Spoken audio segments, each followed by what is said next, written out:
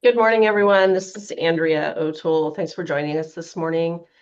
We're going to move through some of the material rather quickly because there's a lot of information to cover, and then we'd be happy to answer any questions at the end during the Q&A. So I'm going to start off by, you can move to the second slide, Eric, giving you sort of a little bit of an overview of what we're going to start out talking about today. So we're going to talk about the industry in general and sort of how it's set up, the different types of communities that we see and that you live in, the legal foundation and documents that govern your common interest developments that you live in. And then I'm going to pass it over to Darren at that point, and he's going to talk with you about some rights and obligations, and then we're going to move through some CID rule enforcement and some more complex topics. So this first few slides are really just going to be sort of an overview of the industry in general. You can move to the next slide, Eric. Thanks. Okay, so what are we talking about today? So really what we're talking about are different types of common interest developments. And so when we do that, we're talking about all different types of communities. Most of you probably live in either planned developments or condominium projects. Can you go to the next slide, Eric? So they can follow along here.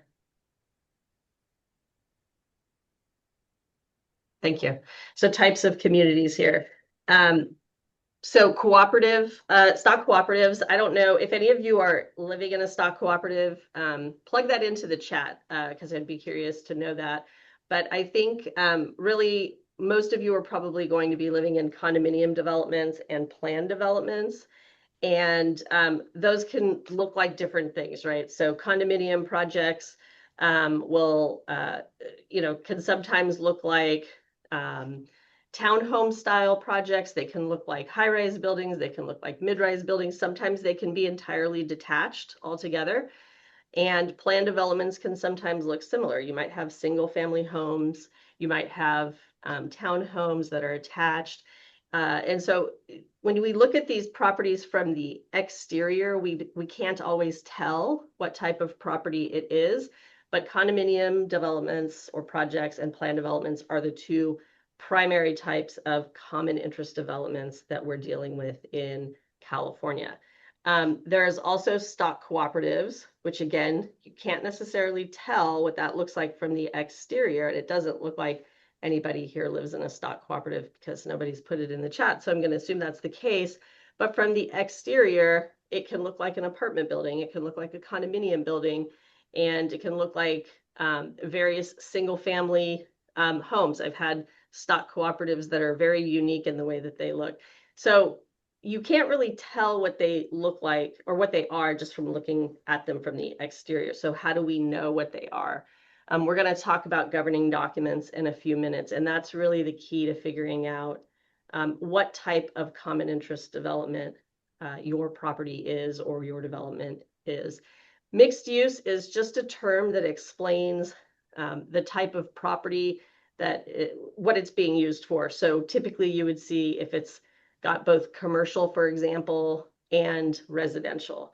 So it's very common in more metropolitan areas to say have a condominium building that might have some commercial or retail on the lower level with residential associations above, but it's not limited to commercial and residential. And so it can be any type of mixed use, and there are various types of communities, and some of you probably live in those types of communities or serve on boards in those communities. So that can create some additional complexities in the community that you might not have in, say, a purely commercial association or purely residential association. Master association, so if you live in a larger like plan development type community where you have like a master plan community, you might have a master association, and then you might have many sub-associations within that master association where you have essentially multiple different homeowners associations sort of all operating together in conjunction with one another to be ruled ultimately by the one master association. And that's a fairly common type of development as well. And so in a master association situation, the sub-associations will also have compliance and rights and obligations with respect to that master association. So a couple things to remember when we're dealing with communities. So we have the real property, and so the reason why I like to do this slide before the other one is to talk, because now you've had an overview of like what the real property looks like here, right? You have land, you have buildings, you have common area, you have separate interests in all of these types of communities, right? And so when we're talking about that, and we're talking about the governance, and many of you are on boards, it's important to understand that you're dealing not only with real estate, right? The properties that you're working to govern and operate, but you're also dealing with usually some sort of corporate entity, right? So most homeowner associations in California that govern and operate common interest developments are nonprofit mutual benefit corporations, which means they've incorporated with the state of California through the Secretary of State's office. And so not only do you have this business entity, even though it's a not-for-profit business entity, but you also have the real estate to deal with, right? So you're dealing with corporation law as well as law relating to real estate. And within the umbrella of the real estate law, you're dealing with law specific to common interest developments. Most of you have heard of the Davis-Sterling Common Interest Development Act, and that's the primary body of law that you're dealing with. So when we're talking about these communities, the laws that apply to them can differ depending on the type of community that it is. And so it's very important for you initially, as you govern these communities, to really understand what type of community you live in. Is it a condominium project? Is it a planned development? Do you have commercial and residential?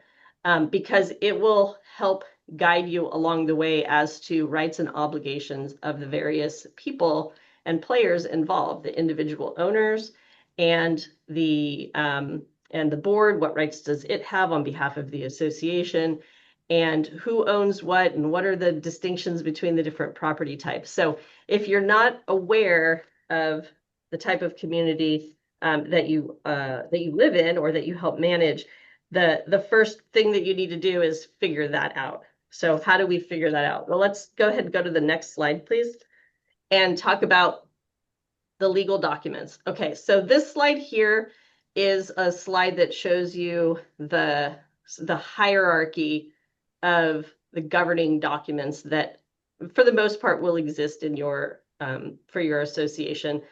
And some exist for some associations, but not all. And so let's walk through these. So this first bullet point is a hierarchy of law point that we want to make, which is the law is always going to supersede the governing documents. Okay, now that's an easy statement and it probably makes sense. It's a little bit more complex than that. And so when we're talking about laws superseding governing documents, it kind of depends in part, right? So if you have a conflict between those documents, then the law will supersede. But it is sometimes the case that provisions might differ between those two, between the law and between the governing documents, and one will not necessarily supersede the other. Because if it's possible to comply with both without and avoid non-compliance with the one that has the higher hierarchy, then you would have to comply with both. So the question of whether there's a conflict between those two things, the law and the governing documents, is sometimes an easy question to answer, but not always. And in the case where there is no conflict, but they differ, which sounds weird, I know, you would have to comply with both. So if there is a question of conflict and whatnot, it's usually better to elevate that question to the association's legal counsel to advise, how do you deal with these two things that either conflict or appear to conflict, right? But as to the documents themselves, so they're going to vary depending on what type of project you live in, right? So most associations will have CC&Rs. Now, stock cooperatives often do not have CC&Rs. And so that's the one that you might not have that. But if you're living in a condominium project or a plan development, you're very likely going to have CC&Rs. There might be a master deed. That's less common, but it's possible. And then if you are, I mentioned earlier, if you are incorporated, you will have articles of incorporation. And we're going to talk about these documents in more detail in the next slides. Condominium plan is only going to exist on the condominium projects. And subdivision map, you always have a subdivision map in a plan development. And sometimes you'll have a subdivision map or tract map for the condominium project as well. But if you do not have a condominium plan, it is not a condominium project. Okay, so that's a key. And the condominium plan will typically be referenced in the CC&Rs, and often with the initial set will be recorded with the CC&Rs. The bylaws are going to exist for any corporation, and even if it's an unincorporated association, meaning it has not incorporated in the state of California, it's pretty common to have bylaws because you need some document to help govern. And then last, rules, regulations, and resolutions. So most associations have some rules. If you're an association that is subject to the Davis-Sterling Act, you're required to have election rules. You're required to have fine policies if you levy any sort of fine enforcement. So some policies are mandatory, others are discretionary, but most associations are going to have some rules and regulations. So on the CC&Rs, this is sort of the king of the documents, right? The king of the documents within your association. And this document it serves as a legal contract essentially between all of the members of the association who purchase property within the common interest development and are members of the association. And it's a public document. It gets recorded with the county in which the property is located. So any member of the public can access it, and it will show up if there's any sort of check on title or the transfer of property. When the title companies do their searches, it's going to show up there, right? And all of the amendments to these documents will show up as well because they're recorded in the public index with the county. They can be amended, and they often are. And the amendment of the document is typically addressed in the document itself. Usually somewhere towards the end of the document, there will be some provision that says to amend this document requires some number of members to approve the amendment. If it's silent on that, then it requires more than 50% of the membership to approve it, and that's per statute. And some of you may have been through a governing document amendment process and know that that can be a little bit painful sometimes, especially if there are super majority requirements, meaning you need a higher than majority threshold to approve the amendment to the document. And that can sometimes be difficult to get that vote for whatever reason. Members don't participate in the vote, or they don't want to read the documents, or whatever the case may be. There is a process in the Davis-Sterling Act that will allow the association to ask the court to lower the approval requirement, the affirmative vote necessary to approve the amendment, if there's a supermajority requirement and the association is not able to obtain that approval. It does, however, require that you meet the minimum threshold of obtaining at least approval by more than 50% of the members. So if you can reach that threshold, but you can't reach the 67% or 75% or 80% that the documents require, there is a separate mechanism recognized under the law that gives the association the ability to go in and ask the court to approve, essentially approve a lower threshold to approve the documents, which can be helpful for associations that really struggle with getting enough votes to amend. Next slide, please. So I mentioned the condominium plan or subdivision map. So if you're in a condominium project, which many of you probably are, you're going to have a condominium plan, which is a very detailed map of the community. It shows where all of the separate interest units are, the boundaries of those units, exclusive use common area, and it's very detailed, right? And generally it's going to be prepared by an engineer. And so that is something that you'll have. It too is also a recorded document. Sometimes I mentioned that it was sometimes recorded separately. Sometimes it is an exhibit to the CC&Rs. But it will always be referenced in the deeds to the units because it is the document that shows the legal boundaries of what that owner has purchased. So if you're not certain how to get it, you can always get the deed, look at the recording information on the deed for the condominium plan, and you can obtain it in that way from the county recorder's office. The subdivision map is similar. It's going to show similar property boundaries, but it's going to be for typically like a plan development. It'll show you where the lots are located and the boundaries of those lots relative to all of the common area and whatnot, exclusive use common area, if any exists. These documents are going to be submitted by the developer with the white paper. Unless you're a brand new community, that's probably not really relevant. As I said, these documents are recorded documents. You can always obtain them from the recorder's office. And this last bullet point, it said often used to determine association versus owner responsibility. It sometimes is the case that the CC&Rs are not entirely clear about boundaries of property and how we define those things. And so sometimes we do need to look at the maps or at the condominium plan to get a better idea of exactly where the boundaries of property are. And the reason for that is because depending on how the property is characterized, common area, exclusive use common area, or separate interest, can inform who is responsible for the maintenance, repair, and replacement of that property, pursuant to civil code statutes that address sort of a default rule, and then looking further to the CC&Rs that may adjust that rule in some way. So that's one of the reasons why we sometimes need to look at those documents to help determine responsibility for those things. Next slide, please.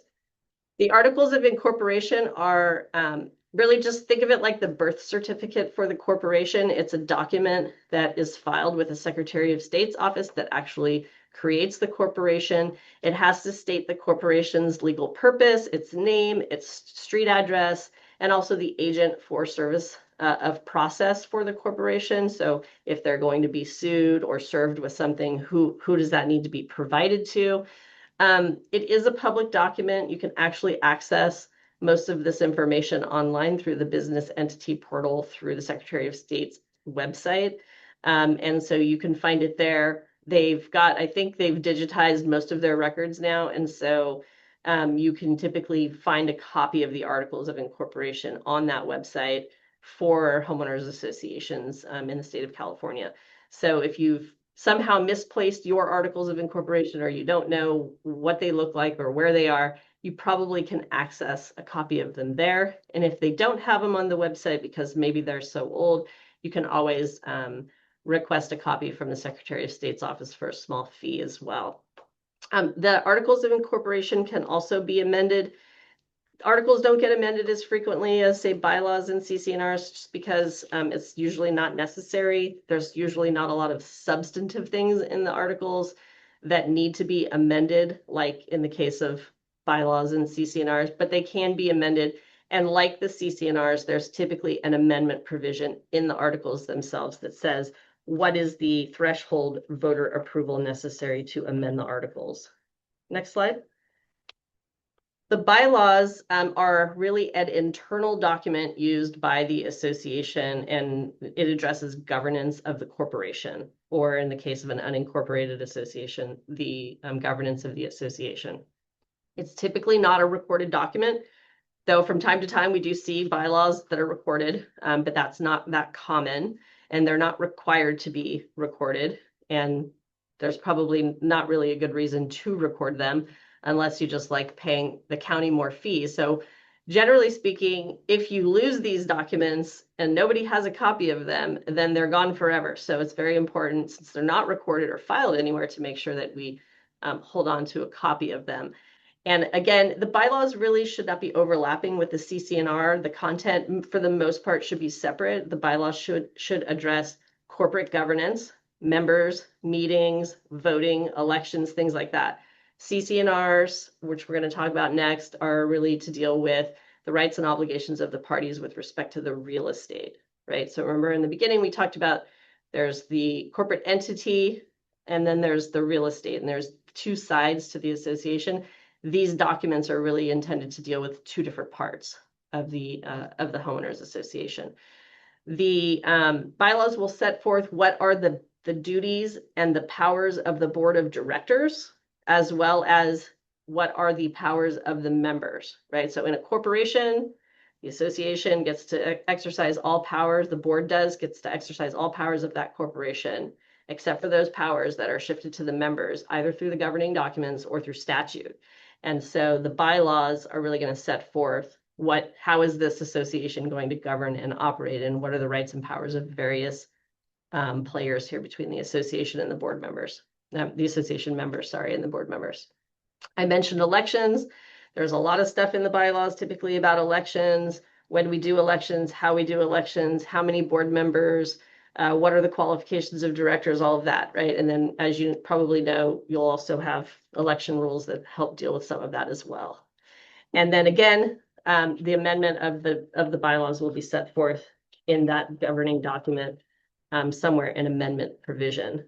Next slide, please. The rules and regulations are typically are going to be adopted by the board of directors. I've seen my fair share of governing documents that require rules to be approved by members. So some associations do have more limitations on the board's power to create and adopt rules without a member vote. But typically speaking, rules and regulations will be adopted by the board. And these are intended to help facilitate and manage how residents are expected to conduct themselves, limitations on what they can do, like, for example, architectural controls, or rules relating to recreational facilities, rules relating to the keeping of pets, parking and towing, election rules, enforcement policies. There's lots of different types of rules that can exist. Some associations have a lot of rules, some associations don't have any rules, and then everyone else is in between. So typically the board is going to be adopting these, and they have to be, and we'll talk a little bit more about rules and regulations and what they need to be, but they're going to have to be consistent with the other governing documents that we just ran through in order to be enforceable. But like I mentioned, we'll get more into the enforcement stuff later. And then the last slide here, Eric, for me is the Book of Resolutions, and it contains major board decisions. It's maintained by the association. Most associations are maintaining electronic records now. So when boards adopt written resolutions, they may do it at a meeting and incorporate these into the minutes. And that's typically how most of my clients handle it. So they'll keep a book of minutes and resolutions. And by book, I mean some sort of online file. They're not usually keeping this in a physical manner anymore.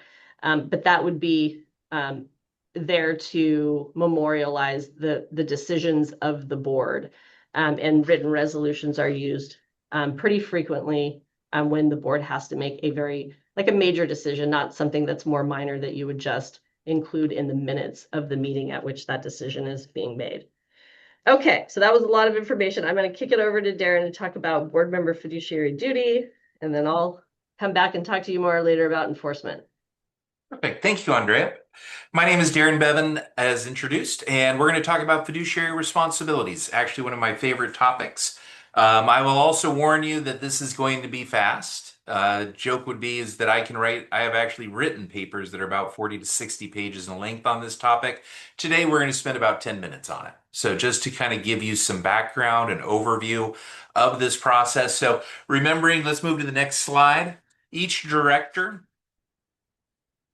along with everybody in our community, owes various obligations. So we have developers in some communities. Of course, every community has owners.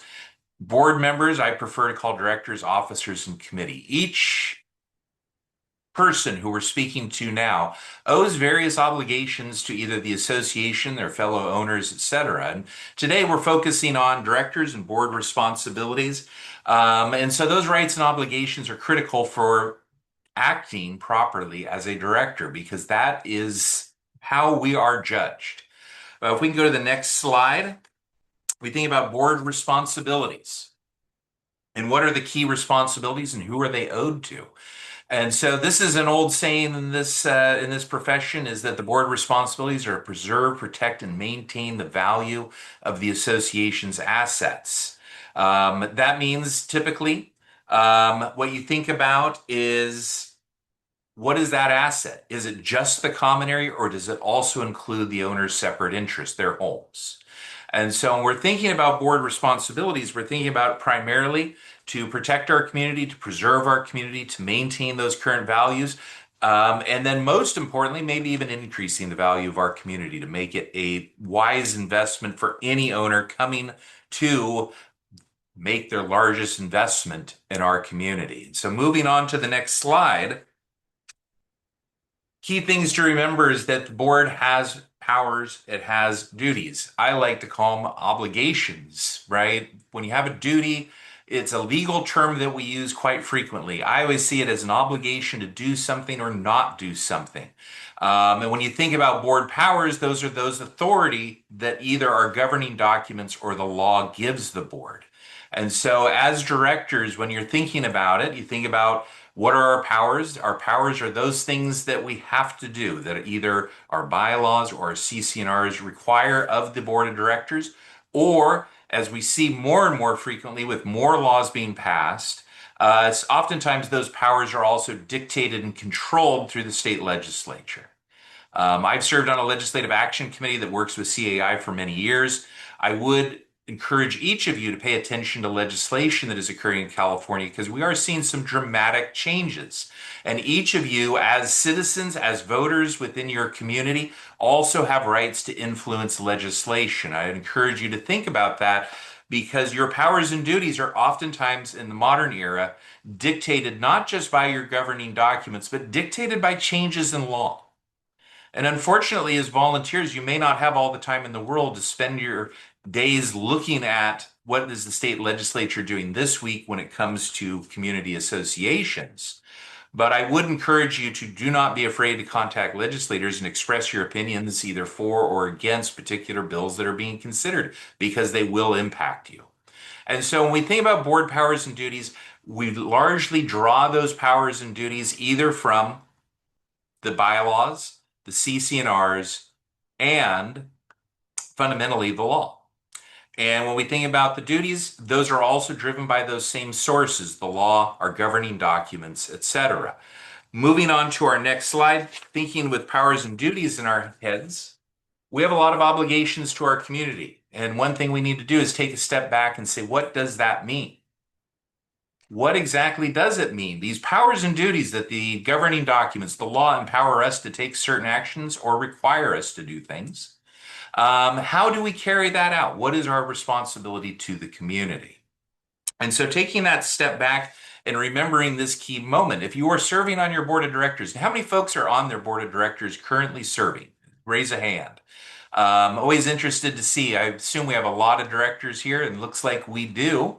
Who do we serve? And that's a key question that I always like to remind boards of is who do we work for? And I always say we work for the association. You know, as general counsel to many associations, like the other attorneys on this call, I always have to remember and have to remind my associates, we work for the association. We don't work for any particular constituency or director. We work for the association as a whole. Same is true for directors. You work for the association as a whole. You work for the group. I see a hand raised. I don't know if we could do a question. Why not? Bruce, did you have a question? No. Okay. So remembering that we work for the association and going to our next slide. Remembering that we can be a positive force in our community. The board of directors is not just a dictatorial authority within your association. Rather, you are leaders within your community. You are elected volunteers that the members of your association felt were qualified and best to serve the community and its interests. Now, having served on a board of directors myself in an association, sometimes also you're just the only person that didn't put their hand down when they said who wants to run for the board. So sometimes we do it because we feel an obligation. But no matter whether you were elected by your members or you were the only person that decided to run for the board this year, remember that view your position as this position of service to the community. Your job is to preserve and protect, but it's also to serve your community as a whole. In essence, you're taking, as the slide says, you are taking your turn supporting your community. And I always joke, when I served on a board of directors, my neighbor convinced me that I should run because I knew all about common interest developments and I would be the best person to serve. And lo and behold, I was elected and served and did that as a volunteer, just like many of you. And I actually found a lot of joy in it because you do get to help folks. It's not just discipline and difficult budget decisions. It's not just, oh, we got to go to another meeting and review that board packet over and over again every month or every other month. It's actually I found it to be a joy to serve those who live in our community, to help benefit them and make life better for everyone. Moving on to the next slide. This is a term that we always are thinking about, and this is a fiduciary. You hear this bantered about. I always like to make it a more understandable word because fiduciary is not in common use by most people. I always think of the role of being a volunteer director as being a trustee. A trustee for the community. Your job is to act in the best interest of your community at all times. And when we read the Black's Law Dictionary, so everybody has their copy of Black's Law Dictionary at home, right? You probably don't, but that is a dictionary that attorneys rely on and courts rely on for definitions. And when we think about what is a fiduciary, well, I would start by saying they are a trustee. They have a duty to act for the benefit, and here we say someone else, but in our case, a duty to act for the benefit of the association as a whole. So, key to that is subordination of your own personal interests. I will make a joke here. If you're elected to state office and you are serving in the Assembly or the Senate, you are not a fiduciary to the state of California or your voters or your district or anything else. You folks, when you are elected to your board, are actually elevated in your responsibilities, creating this fiduciary duty, which most importantly is that last line. It is the highest standard of duty implied by law. When I litigate these things, the key statement is always, it's the highest standard of good faith and fair dealing to the association as a whole.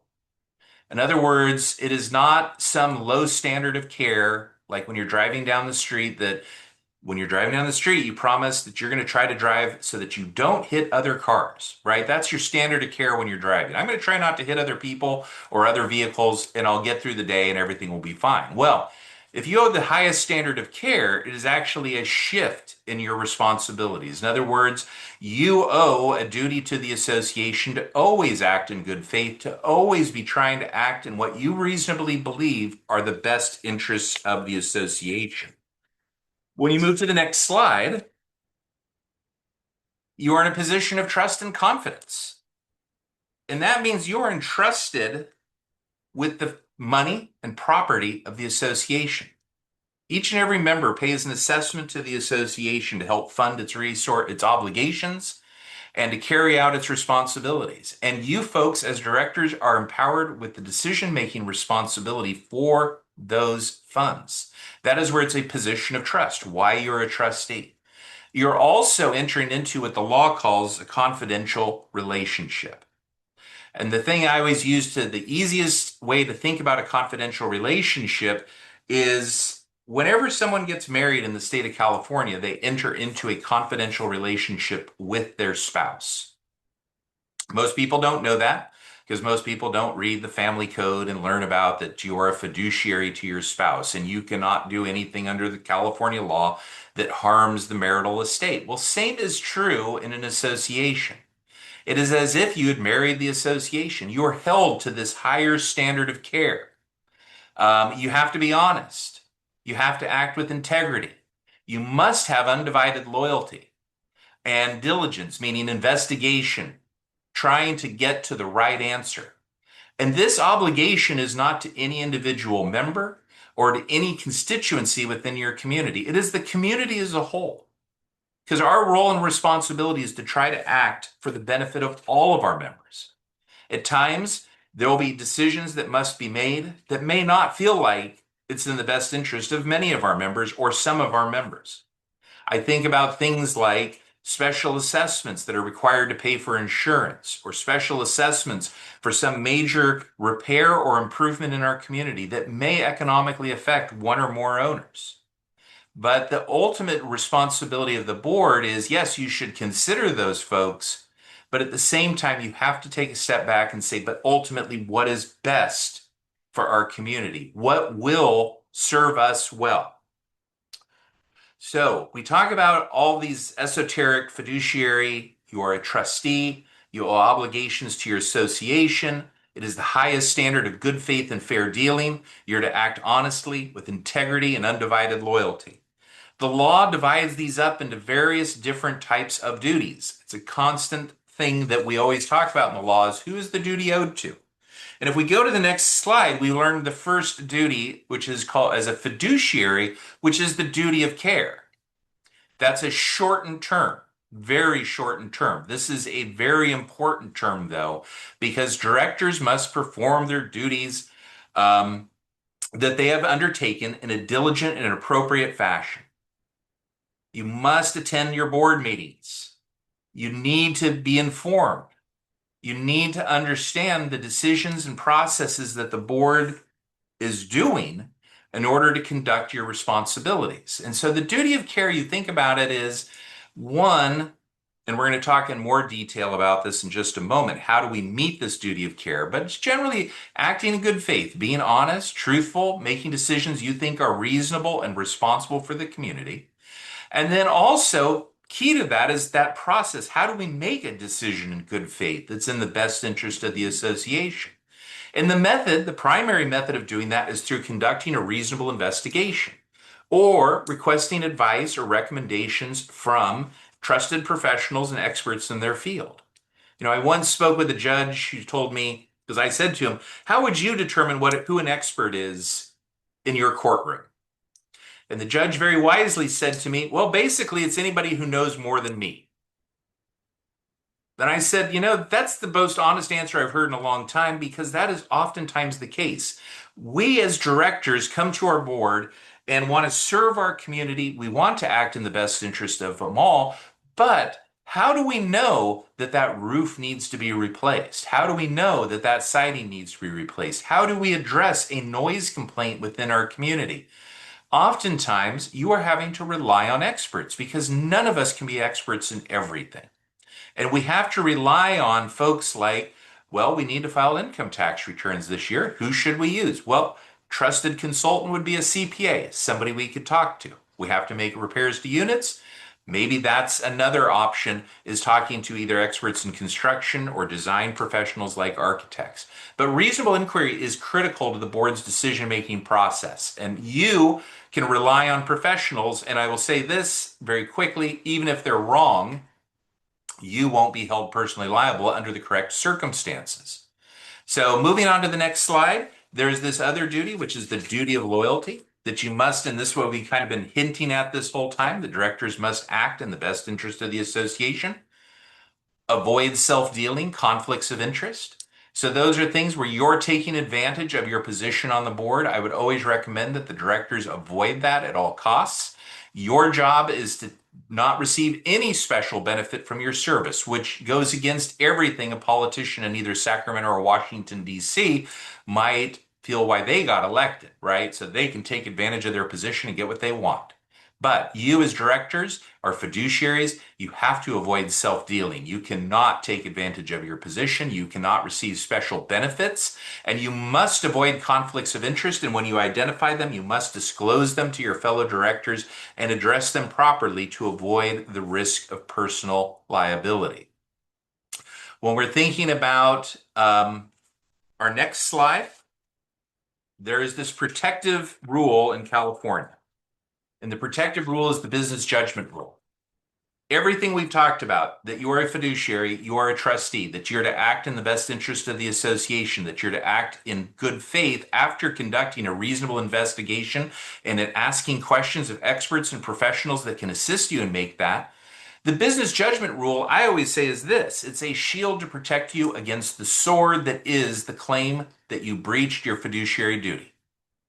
It is a shield that protects you from personal liability. And it is a law that is being reestablished quite regularly through the appellate courts, where they're interpreting the law to say directors will make decisions and act at the same level of care and skill as an ordinary prudent director would in a similar circumstance. So when you think about it, you have to always act reasonably. You have to act fairly. So long as your decisions are in good faith, that you believed, and that's the key, you believed that it was in the best interest of the association for this action to go forward. After you've conducted your reasonable investigation and gathered facts, if you meet those obligations, it reduces your risk of personal liability. It also reduces the risk of the association being liable. And we've covered a lot of slides here in a very quick amount of time. We're going to have an hour after this for questions and answers. And with that, we're going to move on to the next set of slides. And John will be leading these. Thank you. Thank you, Darren. My name is John Baumgardner. Thank you again for being here. I'm going to quickly go through the roles of officers on the board of directors. So generally speaking, officers are going to be identified in your bylaws. If they're not, the corporation's code requires associations and incorporations to have a president, secretary, and treasurer as officers. So we're going to go through all of those quickly here. Generally, your officers are selected by the board unless there's something in your bylaws that state otherwise, and they'll include the qualifications for each officer that you have. We're going to start here with the president. You know, they're the leader of the association, but they're not a dictator, right? Their duties are overseen by other board members. They're selected by the board. So they are going to be the spokesman for the association, but they are not the only voice. The board makes the decisions as a whole. The president generally is the officer that speaks to vendors, the liaison to management or legal, and does the general day-to-day governance of the association. They're also in control of the meeting agenda and control the meetings as well to make sure that they run smoothly. We're going to go to the next slide. So vice president, although it's not a position that's required by the corporation's code, many bylaws do require there to be a vice president. The vice president stands in for the president of the association whenever they are absent or sick or unable to perform their duties. Generally, you want to make sure that they have a good rapport with the president so that they're not there to undermine what has previously been said by the president or the goals that have been set by the president. And they're usually assigned other duties by the board or by the bylaws, chairing specific committees or taking on other tasks outside of just standing in for the president. Next slide. So the secretary is the one who maintains the official records of the corporations. They take the minutes. They do have to sign the minutes after they're approved by the board. They have to make the minutes available to the membership within 30 days of the board meeting. And although they are signing the minutes, they don't have to approve of everything in the minutes. They're not certifying. They're just saying that the board has approved them, and these are the official minutes. When you're taking minutes, I think all attorneys are going to say they should be more concise. This he said, she said conversations are not part of the minutes. So when you have homeowner forum, it should just say homeowner forum. Shouldn't say, you know, Bob talked about his dispute with his neighbor and the board responded by saying this, and it went on and on. You're going to end up, your minutes are going to be too cumbersome.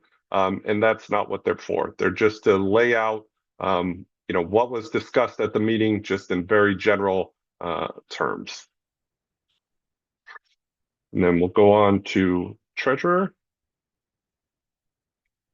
So this is the person who's in charge of overseeing all of the association's financials, their investments, their reserves, their day-to-day you know, operating expenses. So every month under the Davis Sterling Act now, either all the board members or a subset of the board members have to review finances.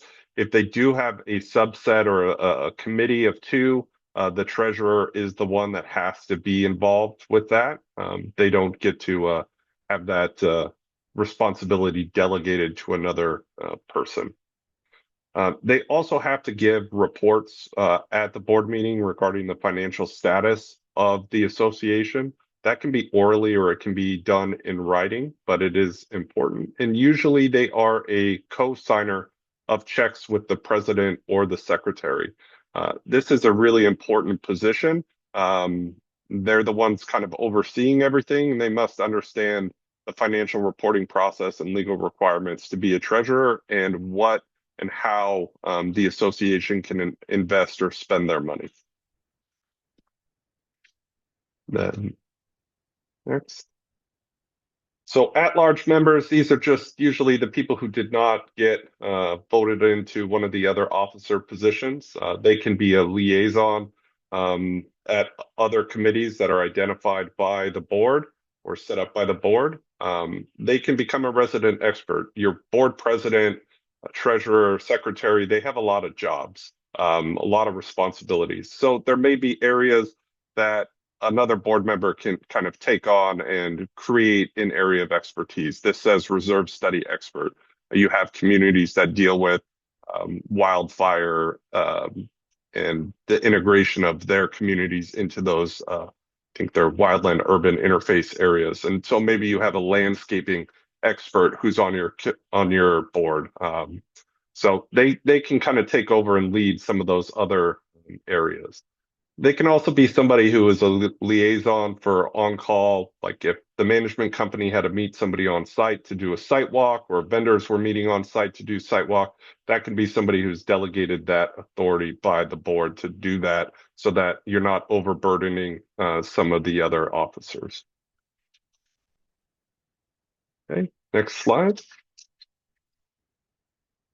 So in addition to your board of directors and officers, you have committees. Some associations have lots of committees. Some don't really have any outside of architectural. These are usually created by charters with the board and serve at the pleasure of the board. Not everybody on a committee generally has to be a board member. Look at your bylaws and the qualifications and requirements for that. But usually committee decisions require board approval. So even on like your architectural committee, they can approve it, but it can or deny it. It can ultimately go to the board for approval or denial of those committee decisions. Usually one board member sits on each committee, and you have multiple different types of committees. Architectural is the most common. Landscaping is another one that I've seen, especially in communities that deal with or firewise communities or deal with that wildland urban interface.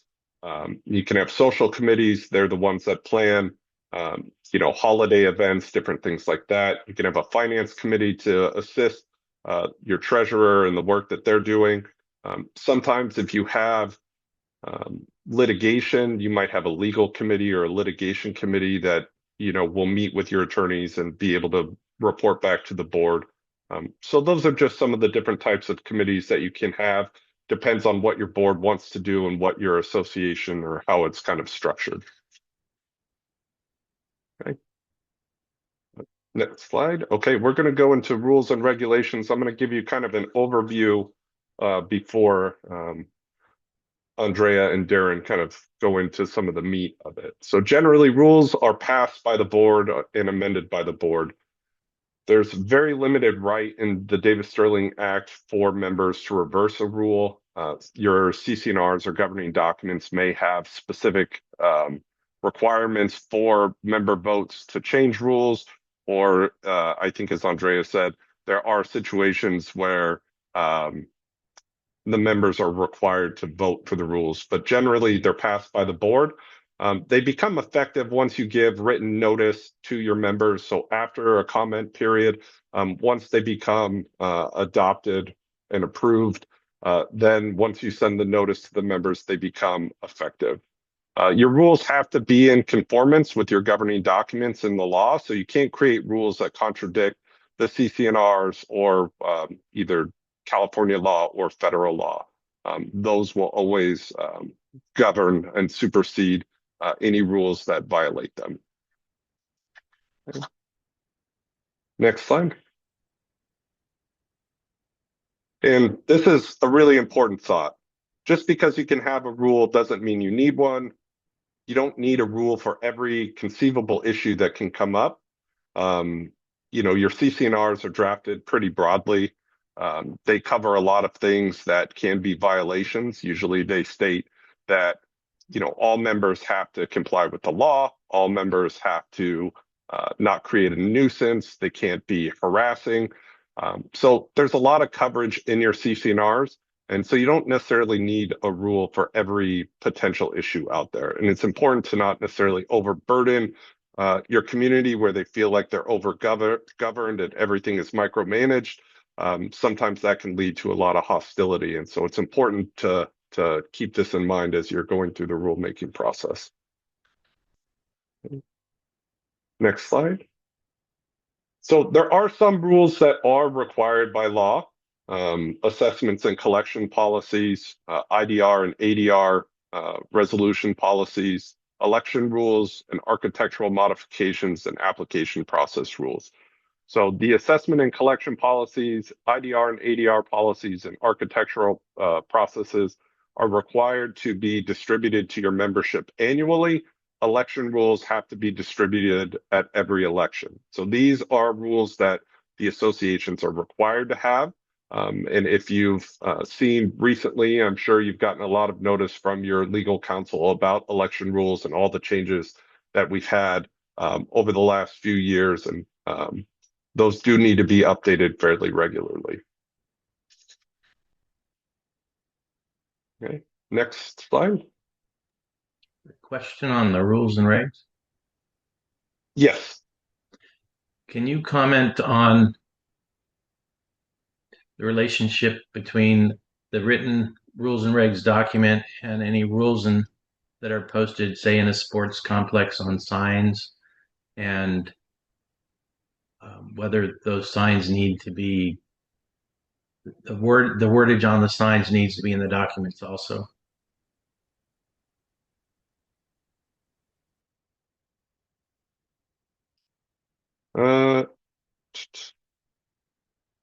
Darren, Andrea, have you ever run into either of those issues where there's a conflicting between signage and what the rules?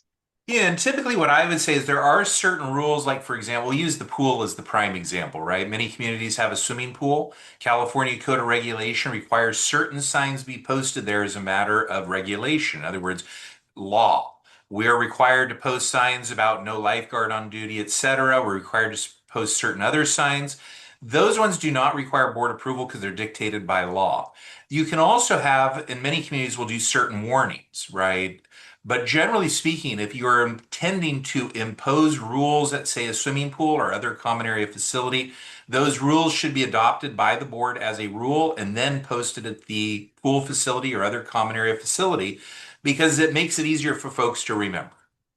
So when you think about the rules, say a common area swimming pool or other facilities, there are certain signs that you're mandated by law to post, whether that's no lifeguard on duty, Prop 65 warnings, etc.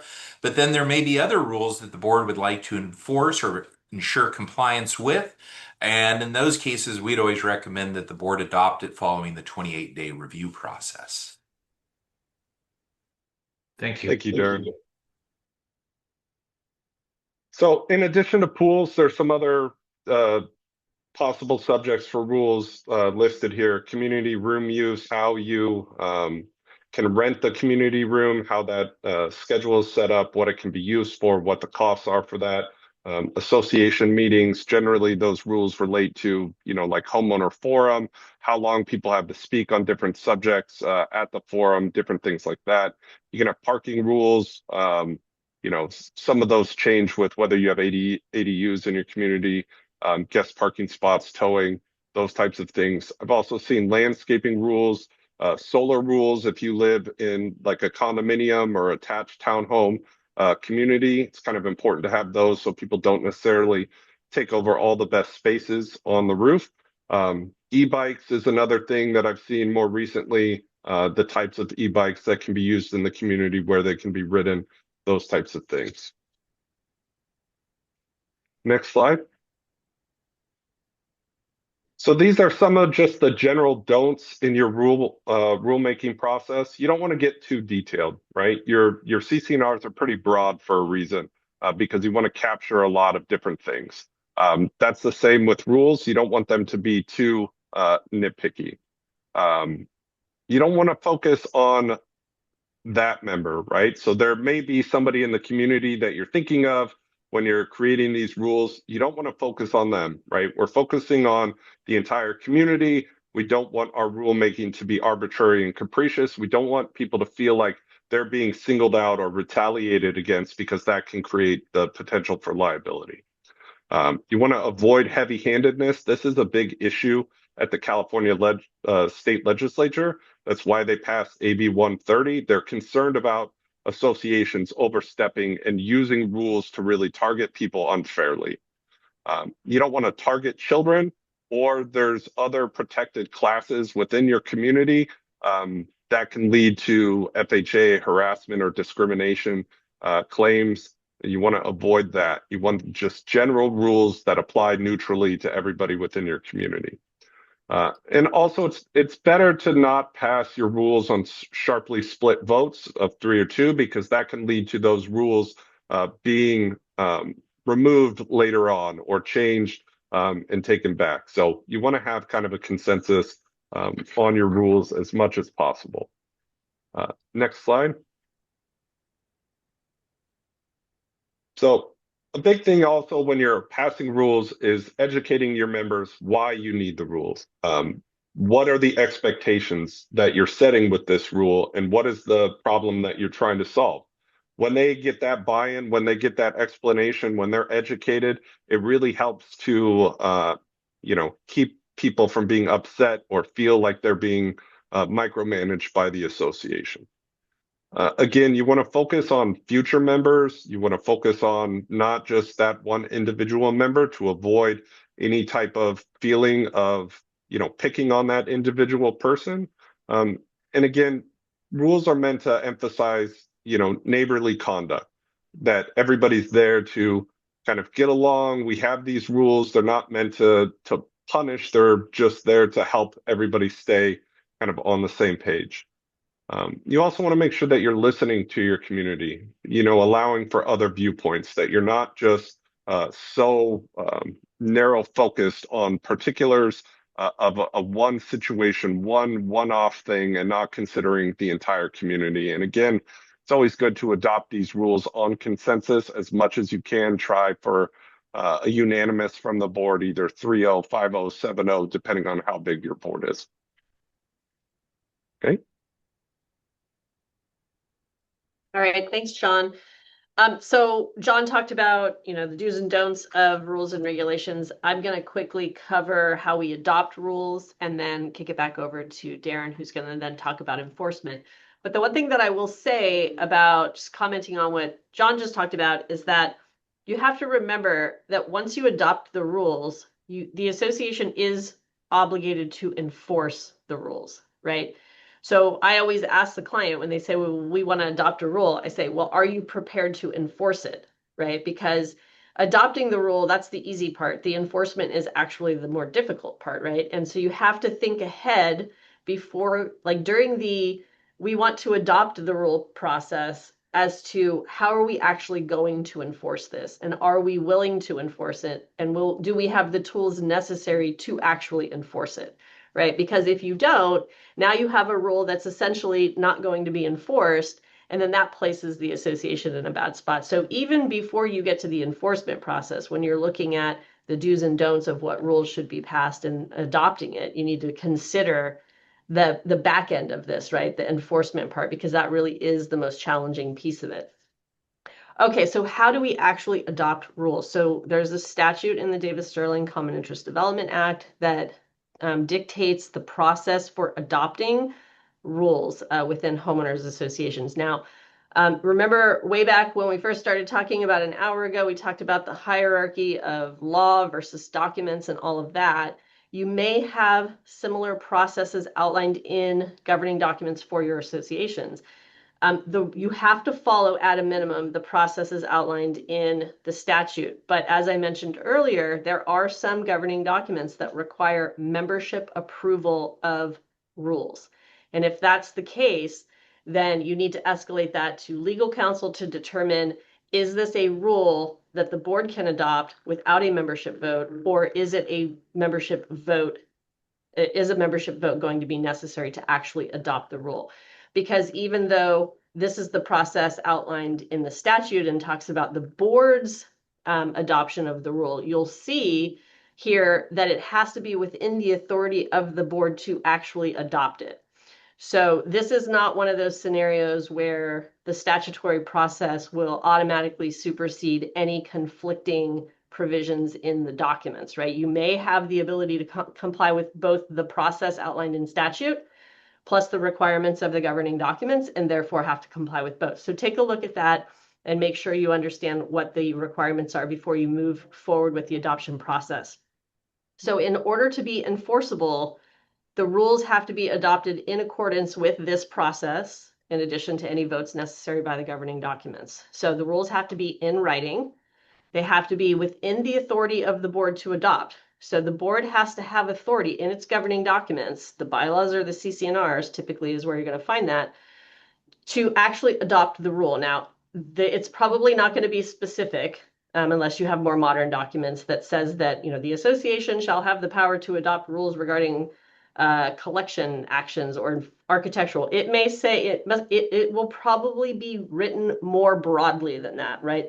The board has the power to adopt rules and regulations, you know, to govern and manage the association. And then it may list several broad topics like conduct of residents and pets and use restrictions and things like that. So usually it's written fairly broad, but there has to be rule making and rule adoption authority in the documents for the board to be able to do that, or we as lawyers will have to formulate the legal basis for the association to do that if there is not express language in the documents to give the board the authority to actually adopt whatever rule it's trying to adopt.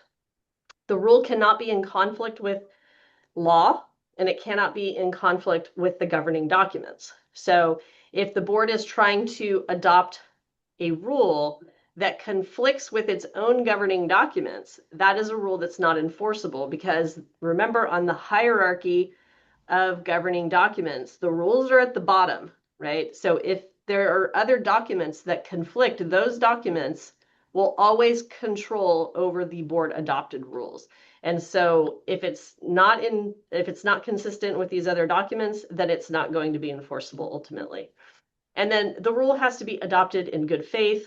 John mentioned some of these concepts earlier, in that, you know, you can't be targeting specific members or specific classes of members and things like that. It has to be adopted in good faith. You have to comply with the law regarding adoption of rules and changes, which I will mention in a minute in a couple slides. And then ultimately the rule has to be reasonable.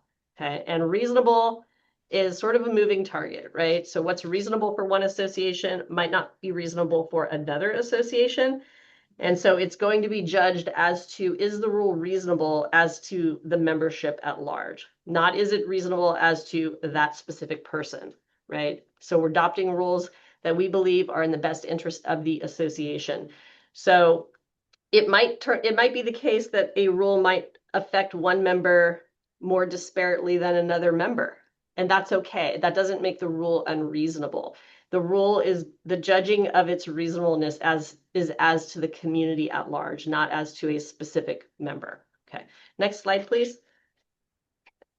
Okay, so there are a number of items in the statute that specify that if the rule affects certain topics or certain governance issues, that you have to adopt the rule in accordance with what we refer to as the member comment and adoption process.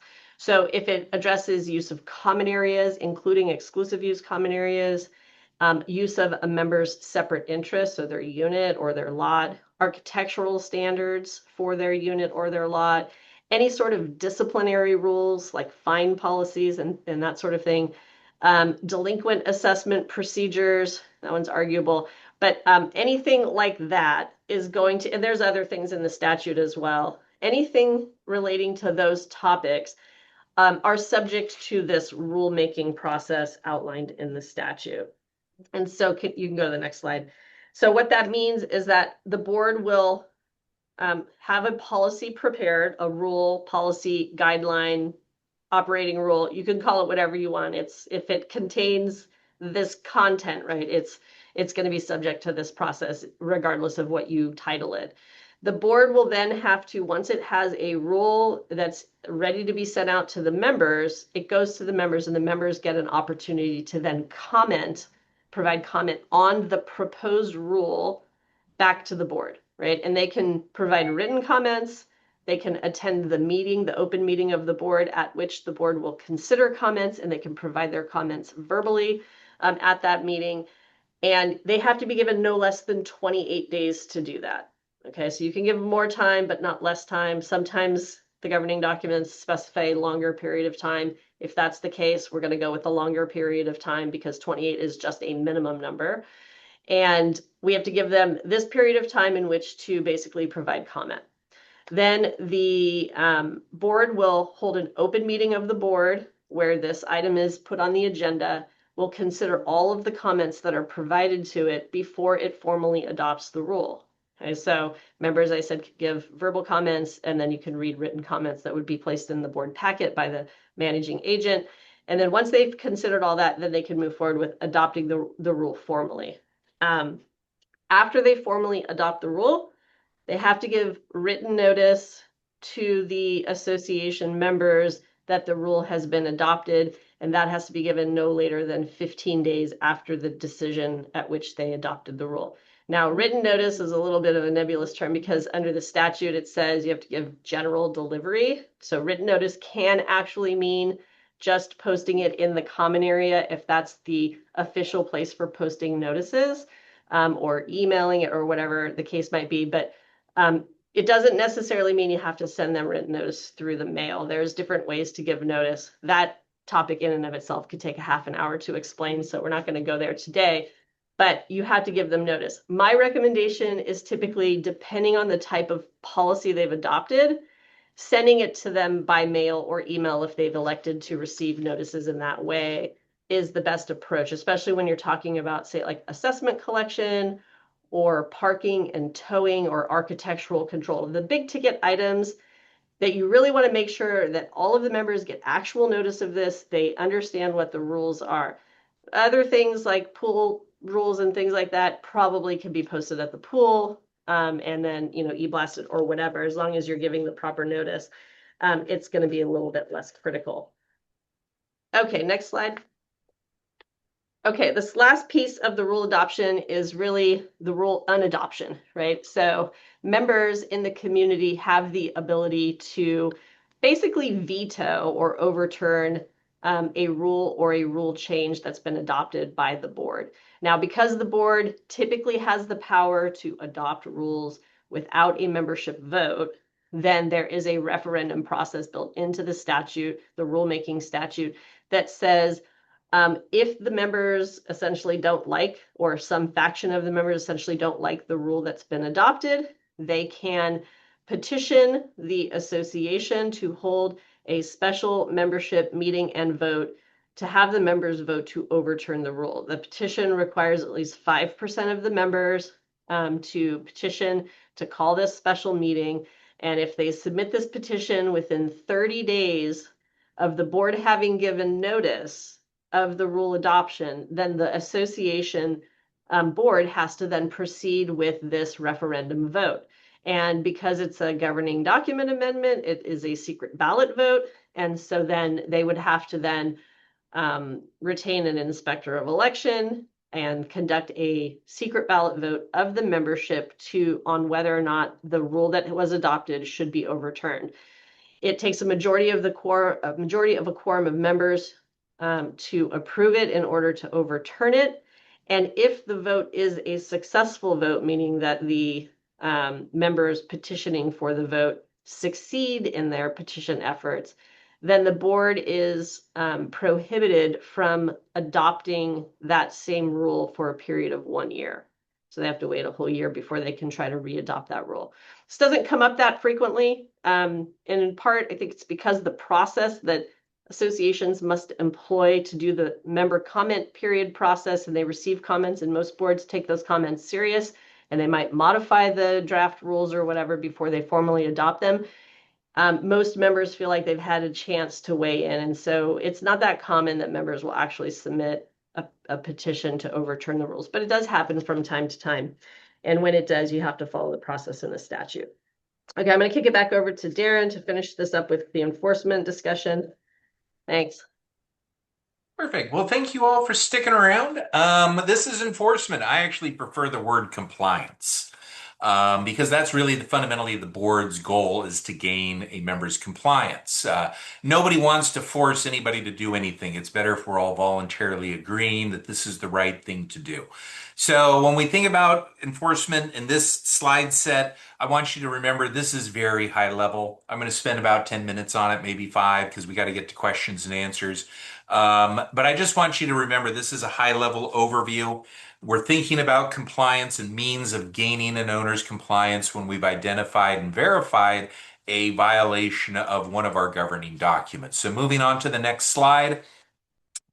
Thinking about first, when you think about compliance, thinking about, have we even talked to the owner? Do we know what's going on as part of our, remember we talked earlier about that investigation, the inquiry, the investigation into whether or not there is in fact a violation. And once we've determined, yes, I believe that is a violation, sometimes just a simple conversation can fix the problem. And I do want you to remember that, one, I always want to make sure everybody's safe. I don't want anybody taking unnecessary risks or putting their life in danger, because some folks don't respond as well as you might hope. But sometimes a simple chat between neighbors, right? Why are we serving on our board of directors? Because we bought a home in our community and this is where we've chosen to live, just like everyone else that we live next door to or down the street from. So sometimes a simple chat can resolve it. But I do remember every situation can be different, and use caution. From there, let's go to some more detailed and more dictated procedures. So in California, we have a law that requires this internal dispute resolution process.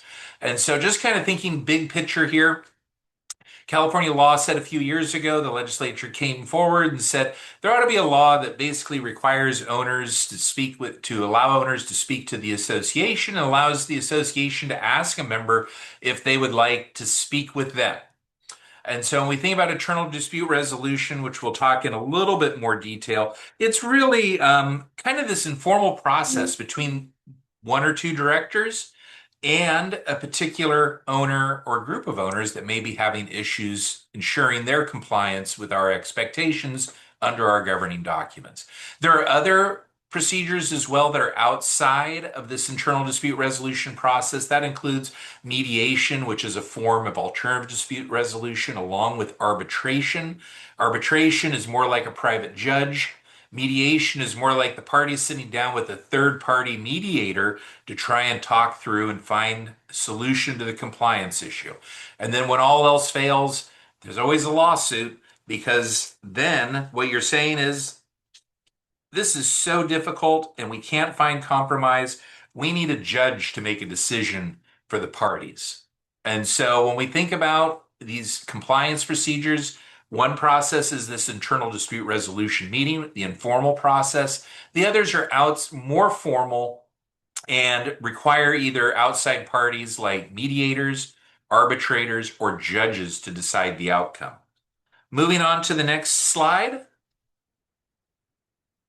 Think about due process. I always like to call it a fair hearing. Every owner is entitled to a fair hearing when the board has identified a violation and the board would like to impose some level of discipline. And so when we're talking on this slide, we're speaking to calling the owner to a disciplinary hearing where the board may impose fines or other remedies that are permitted under our governing documents or California law. Do remember that every owner prior to going to a hearing before the board is entitled to written notice. So before the discipline is imposed, the member is entitled to know what they did wrong. and they're entitled to at least 10 days prior notice of that hearing. So if the owner is not accepted email service, you have to mail that notice to the owner by first class mail at least 10 days before the hearing date. And if you fail to do that, you have to go back to the beginning and restart and do another 10-day notice. Each member has a right to come before the board and address the board. And they can address the board in either executive session, which is the most common practice, or the member could say, I would like to address the board in open session, and then the board has a decision to make. So, but nevertheless, in any case, all members are entitled to come before the board and explain their position, which is very helpful because it gives the board the opportunity to hear from the member, to ask questions, to explain what the association's concerns are and why we're doing this. And then once a decision is made, the association has to give at least 14 days. This changed just recently. It used to be 15. Many of your governing documents say 15 days notice. The new law says 14 days notice.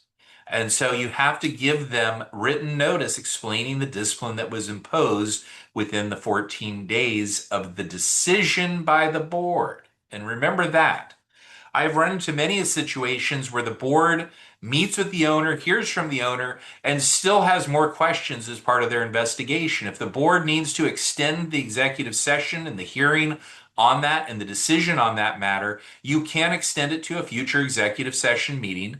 And once the decision is made, you have to give that 14 days notice. So it doesn't mean necessarily you got done with the hearing, you didn't make a decision. You don't have to provide notice immediately because no decision is made.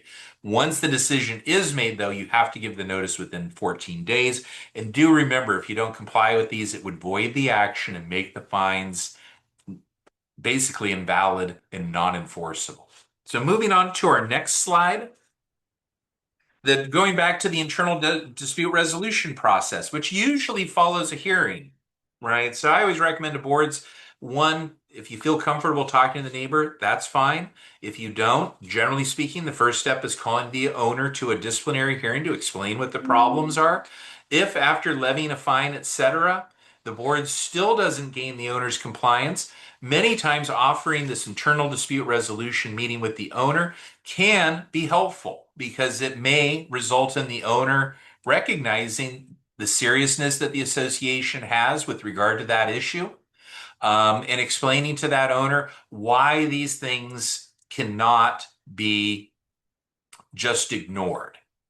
The other thing to remember too, the owners have a right to refuse. If the association requests an internal dispute resolution meeting, the owner can say, I don't want to do that, or no response at all. And that's perfectly within their rights. Now, there's also a situation where the owner is disputing an issue with the association. And in that case, the association may not refuse to meet with the owner. That is, a legislative intent was, we want to give the owner the flexibility to meet or not meet. And we're not giving that flexibility to the board. The association must meet with the member upon request. You have to meet within a reasonable period of time. They're trying to send a message to every board. We want you to try and resolve these disputes before this boils up into a lawsuit. And so when you are getting ready for an IDR meeting, generally speaking, the board should meet in executive session as a member discipline matter or otherwise, depending upon the circumstance, and designate one or two directors to meet with the owner. Sometimes as well, if the owner is planning to bring their attorney, you can also bring your attorney at the association's expense to attend the IDR meeting to help support the board in their position. And generally that is a best practice, right? Having an owner's attorney there, what is the owner's attorney there to do at the IDR meeting? Perhaps bully the board into doing what they want. And so having your own attorney present can help counteract that idea by the other attorney. And what I would suggest is that at the IDR, you try and come to a solution as best you can. And don't be afraid to compromise so long as it is not fundamentally altering our community. So when we meet and confer, the rules say you meet promptly at a mutually convenient time and place. So promptly is the standard of time, which is kind of ambiguous and uncertain. I don't know necessarily what promptly means, but it means in fairly short order, maybe 3 weeks, maybe 2 weeks.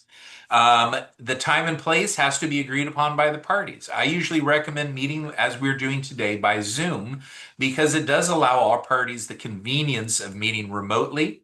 It saves time and trouble. You can hear from them, they can hear from you. And so long as the systems are all working, it is a great method of conducting an internal dispute resolution meeting. And at this meeting, the notion is you're acting in good faith. Remember, we talked about that before, that you're acting truthfully and honestly in an effort to resolve the dispute, and you're basically laying out your positions. What I always say is be prepared at any internal dispute resolution meeting to listen. One of the hardest things that we have to do as people is listen to others' concerns and feelings and positions.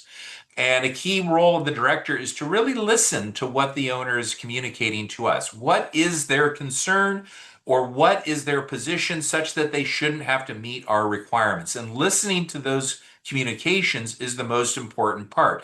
And I always use the old mediator trick that is kind of a repetitive process. So, owner, you've just said to us, and this is what I heard, is that you need us to do X, Y, or Z.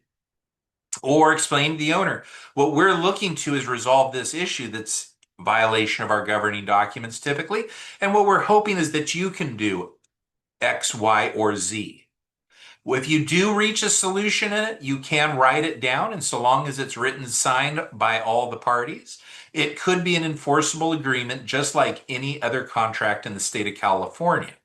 Generally speaking, if you are going to reach a written agreement with an owner, I would always suggest speaking to your legal counsel to make sure that it is the right agreement for your community. It does not overstep the bounds of your governing documents or the law, and that it's a reasonable solution for whatever the problem may be.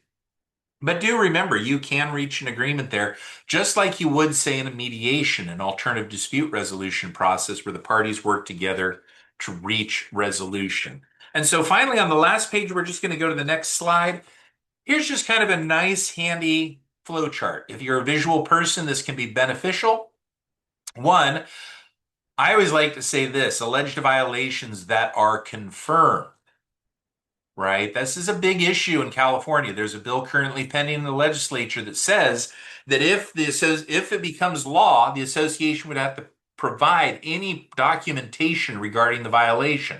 That could include videos, recordings, photographs, etc., in advance of the hearing if the member requests. And so be mindful, the state legislature wants you to verify any violation. They're looking at a law that could alter the process of what we're discussing today, where you'd have to provide that proof to the member in advance of the hearing so that they can respond at the hearing to the allegations from the association.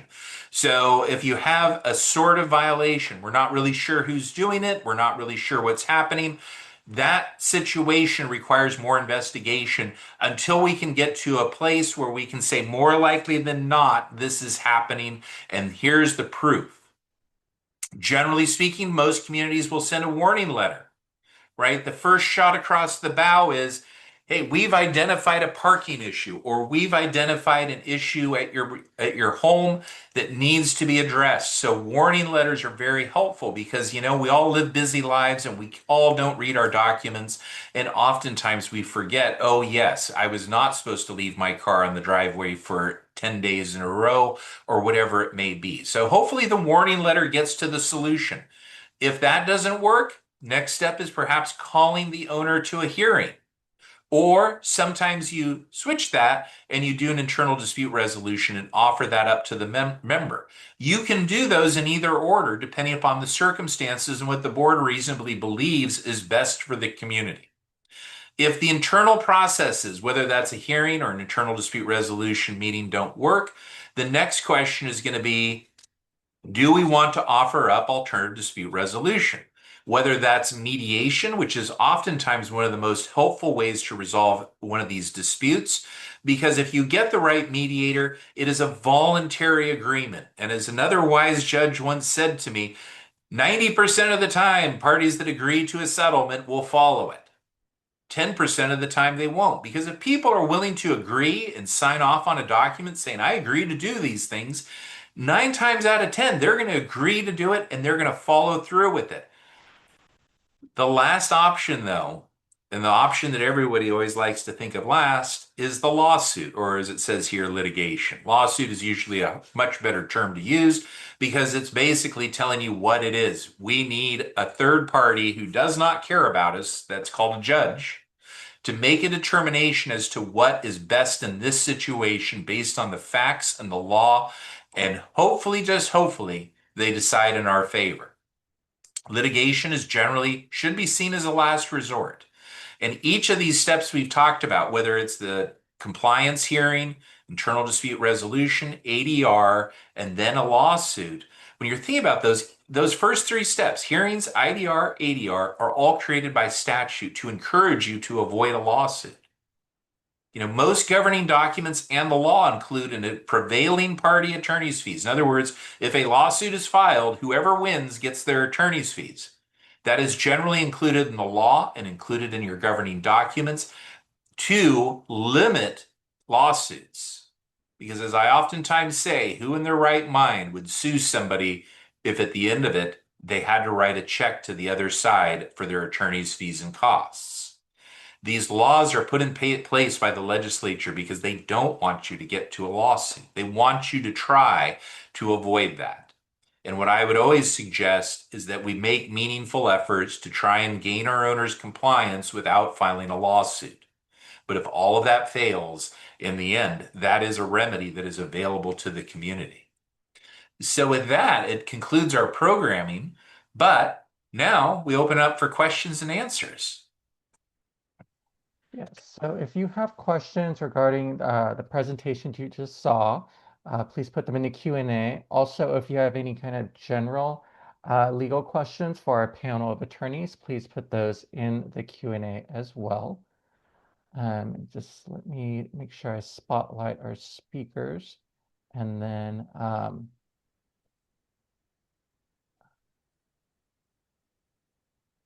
also we have our moderator here.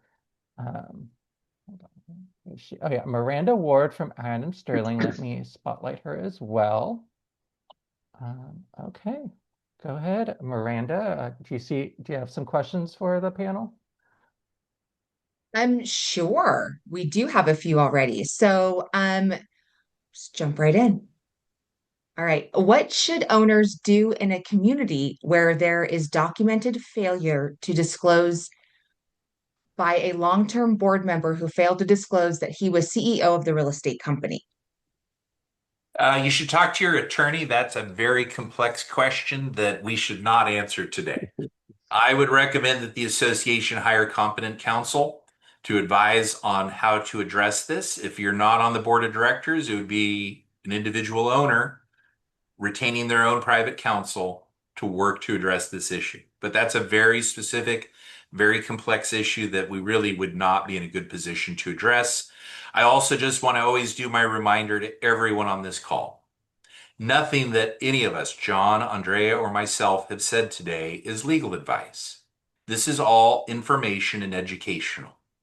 Do not do something or not do something based on what we said today.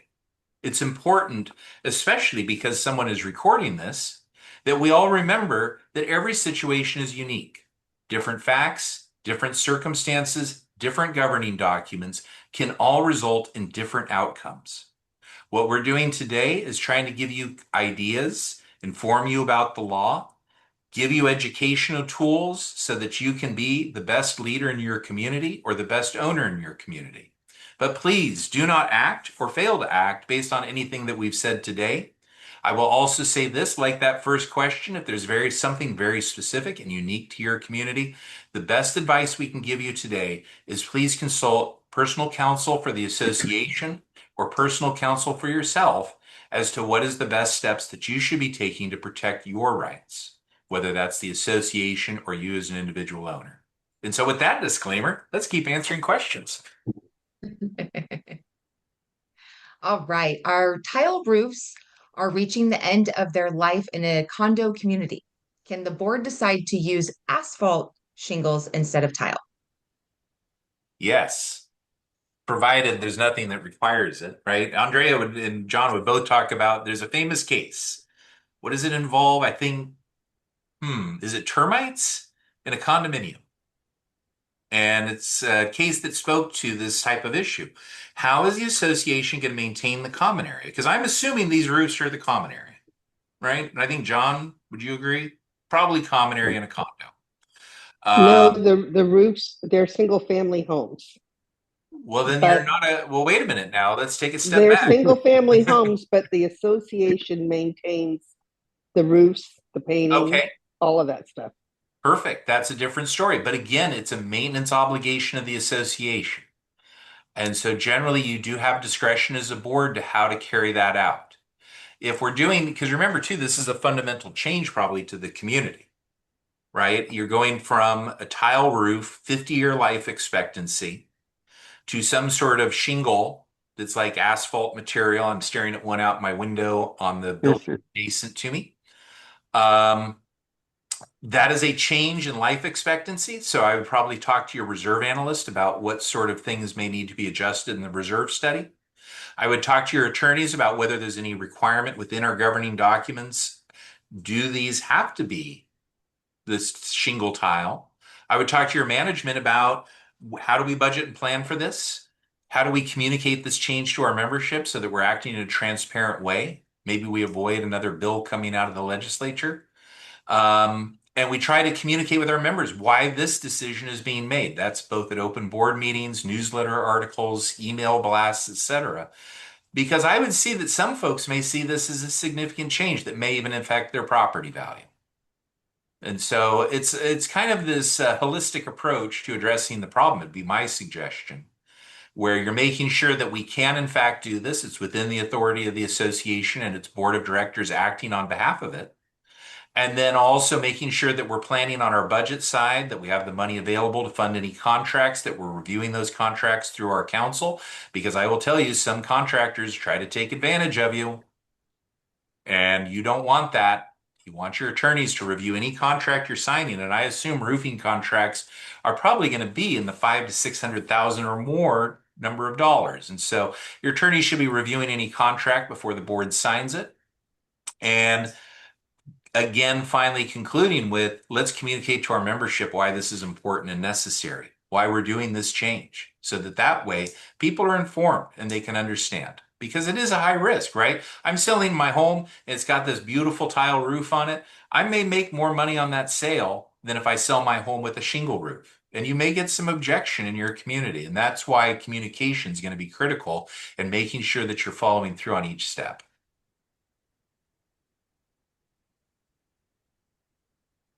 All right. Are at-large directors elected like all other directors, or are they appointed? I really want to address this, but I feel like I'm talking too much. There's no such thing as an at-large director. The slides are wrong. At-large is a misnomer.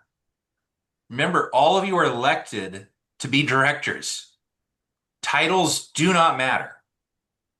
You are elected by your membership as directors, or perhaps you're appointed by the board to fill a vacancy that has risen because of a resignation, but there's no such thing as an at-large director. At-large is generally an old Latin term that spoke to, for example, if you're in a political body and there's certain folks that are elected from particular districts, but then there's one person who is elected to that governing body who serves all districts. That is what an at-large director would be. Most communities do not have that, and it is a tremendous misnomer, and it should be corrected in our slides because there really is no such thing as an at-large director. You're all directors. You all have the same vote. I always remind, you'll hear rumors like, oh, well, the president doesn't vote unless there is a tie on the board of directors. And what I would say to you is 99% of communities, the president never votes. Only directors vote. And each of you are elected in most communities, by either the whole community, or there's some where they have delegates that elect particular directors from a particular distinct delegate district. But the at-large director notion, just ignore it and never think about it again. You're all directors. You all get one vote as a director when you're serving on the board. All directors are directors. 4 usually directors, or 3, depending upon the size of the board, are often also officers: president, vice president, secretary, treasurer. At large, it's a stupid saying. I don't know why we've said it for the last 40, 50 years. We should stop saying. Right. When can rules and regulations be changed and how often? You want to take Andrea wants this one. I'm enjoying the show.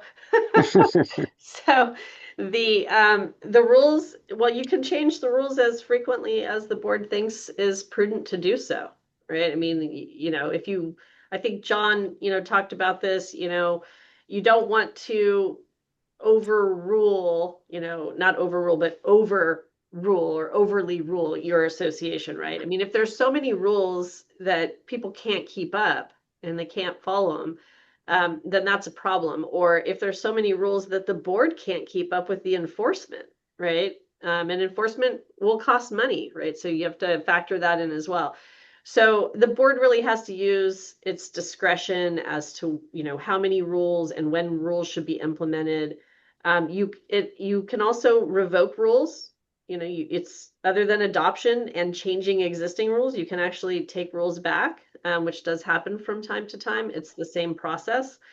But it really is going to vary from association to association and community to a community, and board to board, because not all boards, some boards want to rule with an iron fist and others are like, hey, let's just dial this back a little bit, right? So each board will have to decide within its discretion to determine what rules are appropriate and when they should be adopted. But there is no limitation, there's no statutory limitation as to how frequently you can adopt rules. There's just a process imposed before the board can adopt rules.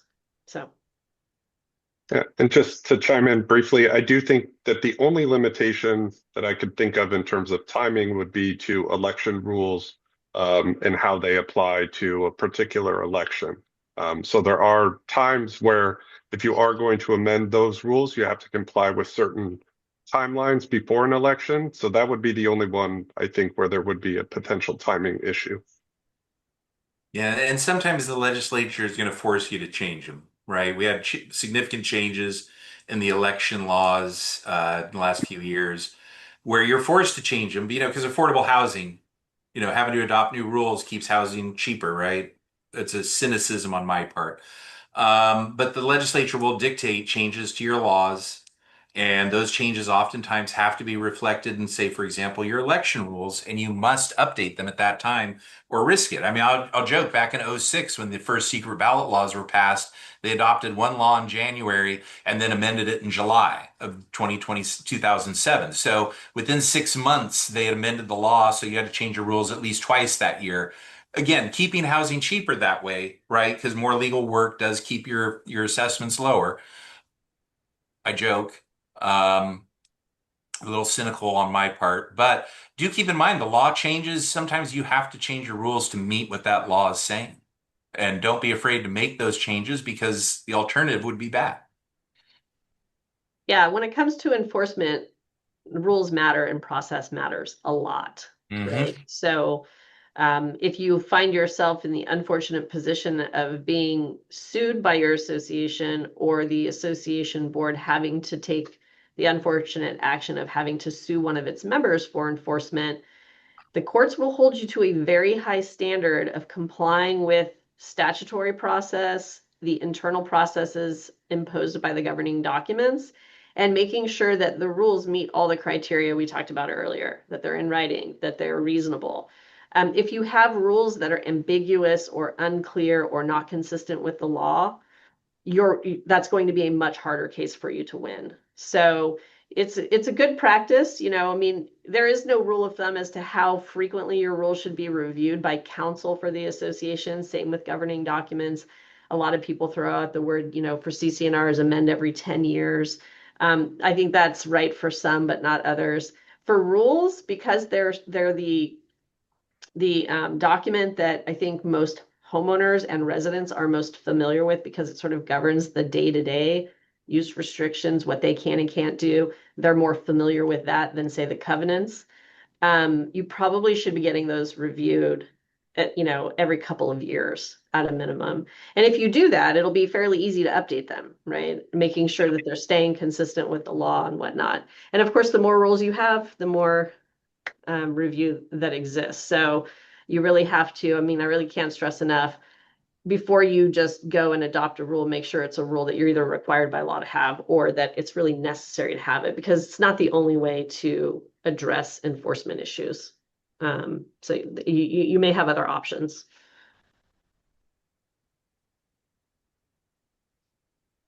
All right.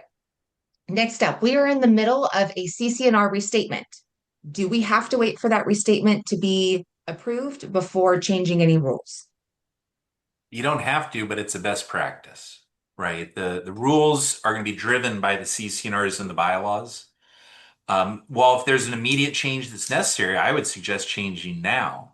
But if you're thinking of a global change or a global review of your rules, I would probably recommend or suggest waiting until the documents are approved, because that's going to guide your process for the updated rules. So if you have something that requires immediate address to be addressed immediately by the board, I would address that now. But if it's more of a global or holistic review of the rules to make sure they're consistent and that they meet the requirements of the law, my typical suggestion is you wait until the governing documents are approved, because that's going to drive what those rules will say. Yeah, and the reality is if you adopt new rules now, the rules that you adopt now have to be consistent with the governing documents that are operative now. So you can't draft rules and adopt them if they're in conflict with the existing documents, right? So you can't, so you would essentially be doing like two processes, right? You would adopt new rules now that are consistent with the existing documents, and then once the new documents are approved, you would then go back and retool those rules so that they are updated to be consistent with the new documents to the extent changes were necessary. So, like Darren said, you know, sometimes it makes sense to adopt the rules now, or at least some of the rules now, because you have issues you need to deal with now in a CC&R amendment project. And voting process can take many, many months, sometimes years. And so you might not want to wait that long, but it will probably cost more money and take more process in the long run, because you'll have to do it in two steps. Thank you, guys. Moving on. Is there current legislation for board members to take this class or any other type of education?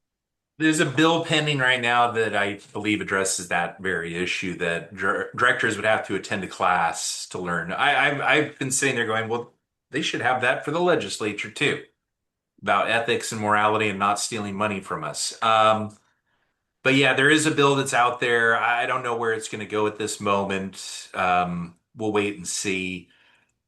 Call your legislature, ask them if they're in favor of it. I think I heard at the legislative update recently, it was that they pulled that piece of it out already, but I'm not. Yeah, that's the rumor, but you know, there's always an opportunity to change a bill right until August. So it appears that it's not going to go anywhere, but this education bill has been introduced almost every year for the last 20 years. Eventually it's going to get passed. But for now, you guys are the good people that are meeting these requirements and demonstrating that we don't need a law, because we're doing the right thing. Yeah, usually the reason why it always gets pulled out is, you know, the opponents of these rules are not in favor of board members being uneducated about issues. It's that if you put more requirements on people, it becomes more difficult to get people to run and serve for office in their communities, because it's, you know, we already know, a bit of a thankless job, and it can take many, many hours a week to do the job, right?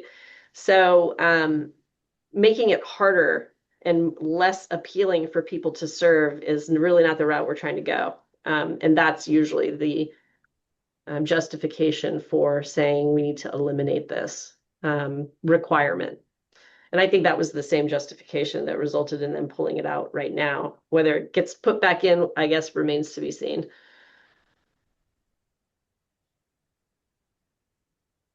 All right, moving on to an IDR question. How does the IDR process relate to the hearing in executive session?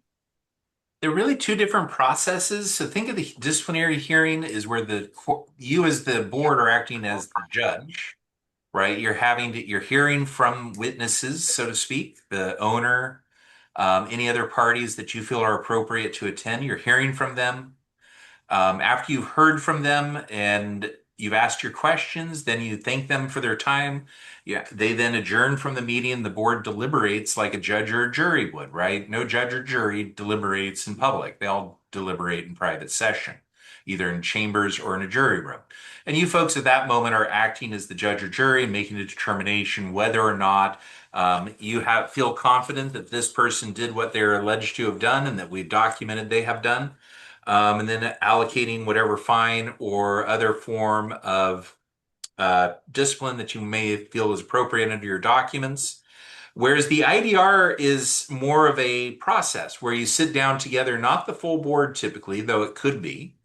It's usually one or two directors sitting down with the owners and just talking, right? That first step we talked about where we just chat about, is this something we can work together on and fix the problem so we can all move forward?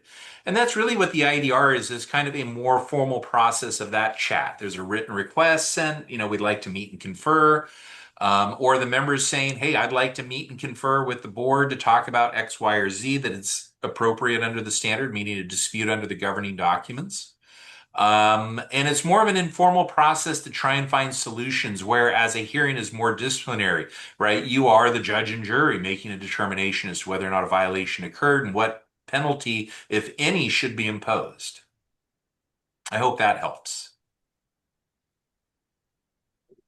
Right. We have a general question. Why do developers build HOAs, and what are the benefits of an HOA? Prop 13. Everybody remembers Prop 13, right? Cap on property tax increases. Cities and counties don't have money to fund roads, various improvements. Associations are seen as a fix to that. I could go into the whole thing about, in the 1630s, in Massachusetts, they used to enter into covenants in communities to determine how they would live together, right? So this is a 400-year-old process we're talking about. In the modern era, though, it's more financial. Developers are often required to have a common interest development to fund road maintenance, to fund lighting, to fund landscaping, to ensure the community is taken together. In condominiums, you have to have an association because you have, what is it? A shared interest. Everybody knows that condominium is the Latin word for shared governance, right? That we all are part owners of the land our condominium sits on. We all own a portion of every section of the common area, and you need an association in order to basically address maintenance, address how we're going to fund these maintenance obligations, and the various other restrictions that may be contained in the CC&Rs. And so, yeah, associations are created because they're required either financially or it's required for the building itself. And what was the second part of the question? What was that again? The benefits of the Benefits. HOA. Well, have you ever been on a private road? Driving a community with a private road sometime, you'll be like, wow, this is really nice compared to all these county roads. Also, a lot of folks like it. I mean, I'll joke, I have a property that, I've got 2 rentals on either side, and it's not necessarily the best place to live. Of course, I'm renting one of the properties, but that's the good one. So, yeah, I mean, some of the benefits of living in a homeowner association really is dictated by the type of homeowner association that a person lives in, right? And we all have different things that we desire and places we like to live, and things that are important to us in the places that we do live. So condominium projects, for example, are intended to be a much more affordable option for people. We all know how expensive homes are in California. And a lot of people, first-time home buyers, might not be able to afford a single-family home on a large piece of land. That may not be what they want anyway. So condominium living can be a more affordable option. In planned developments where you have lots of recreational facilities, you get access to things you wouldn't otherwise have, right? I live in a community that's an HOA. I don't have a pool at my house, but we have a pool in our community, which is great for my kids because they love to swim. But I don't want to pay to maintain a pool, right?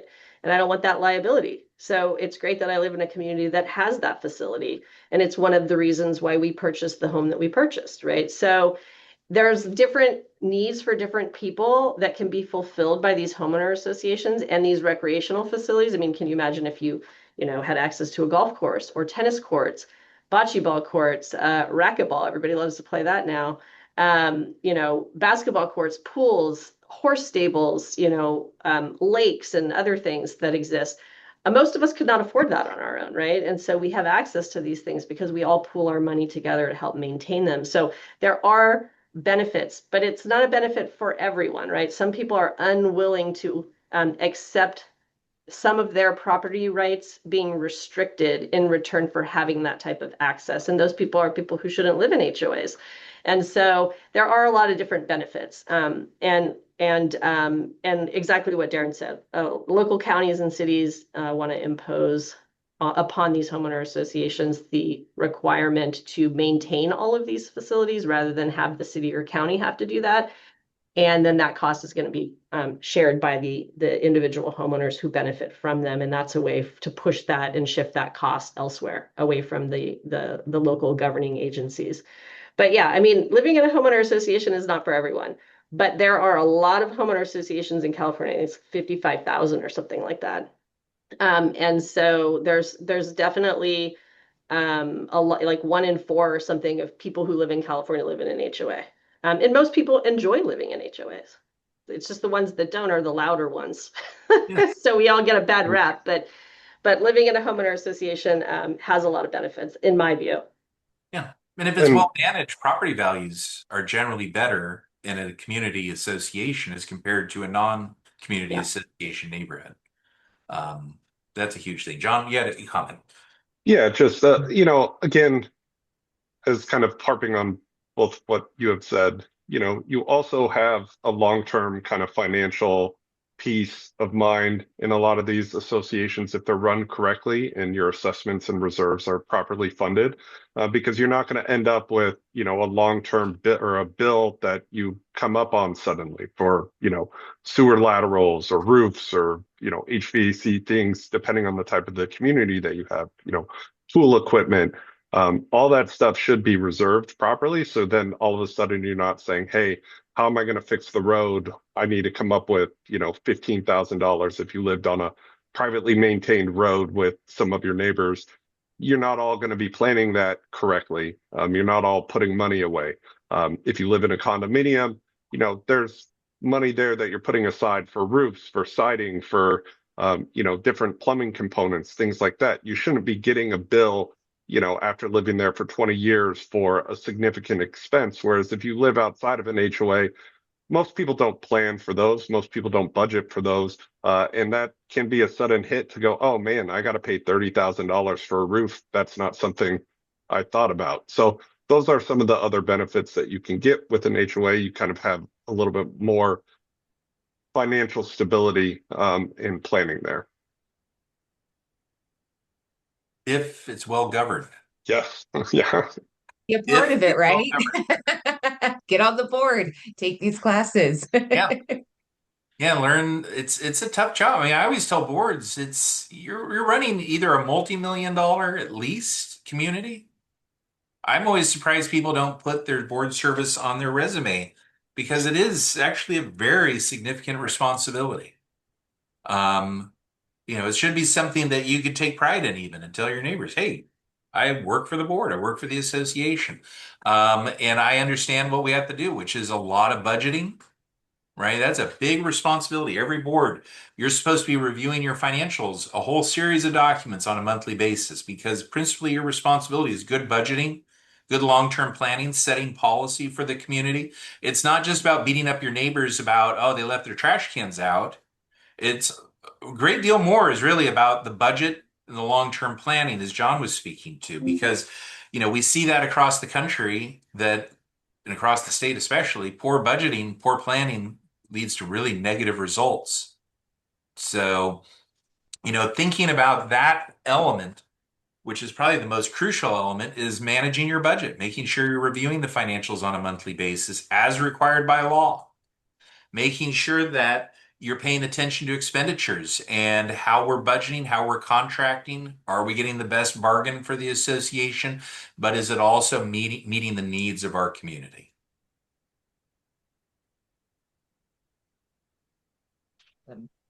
I am not sure. Do we have time for more? When are we slotted 2 to minutes. end? You 2 can minutes. Okay. continue. All right. I have one more. You talked about the secretary signing the minutes. Can the president sign them instead? Yes. How's that? Ta-da! It generally should be signed by the secretary. The secretary is the record keeper, as John spoke to earlier in the program. Generally speaking, they sign it as documenting it as a record of the association. That's generally best practice, but the board can always authorize another officer or just have another officer sign the minutes. It's really just verifying the authenticity.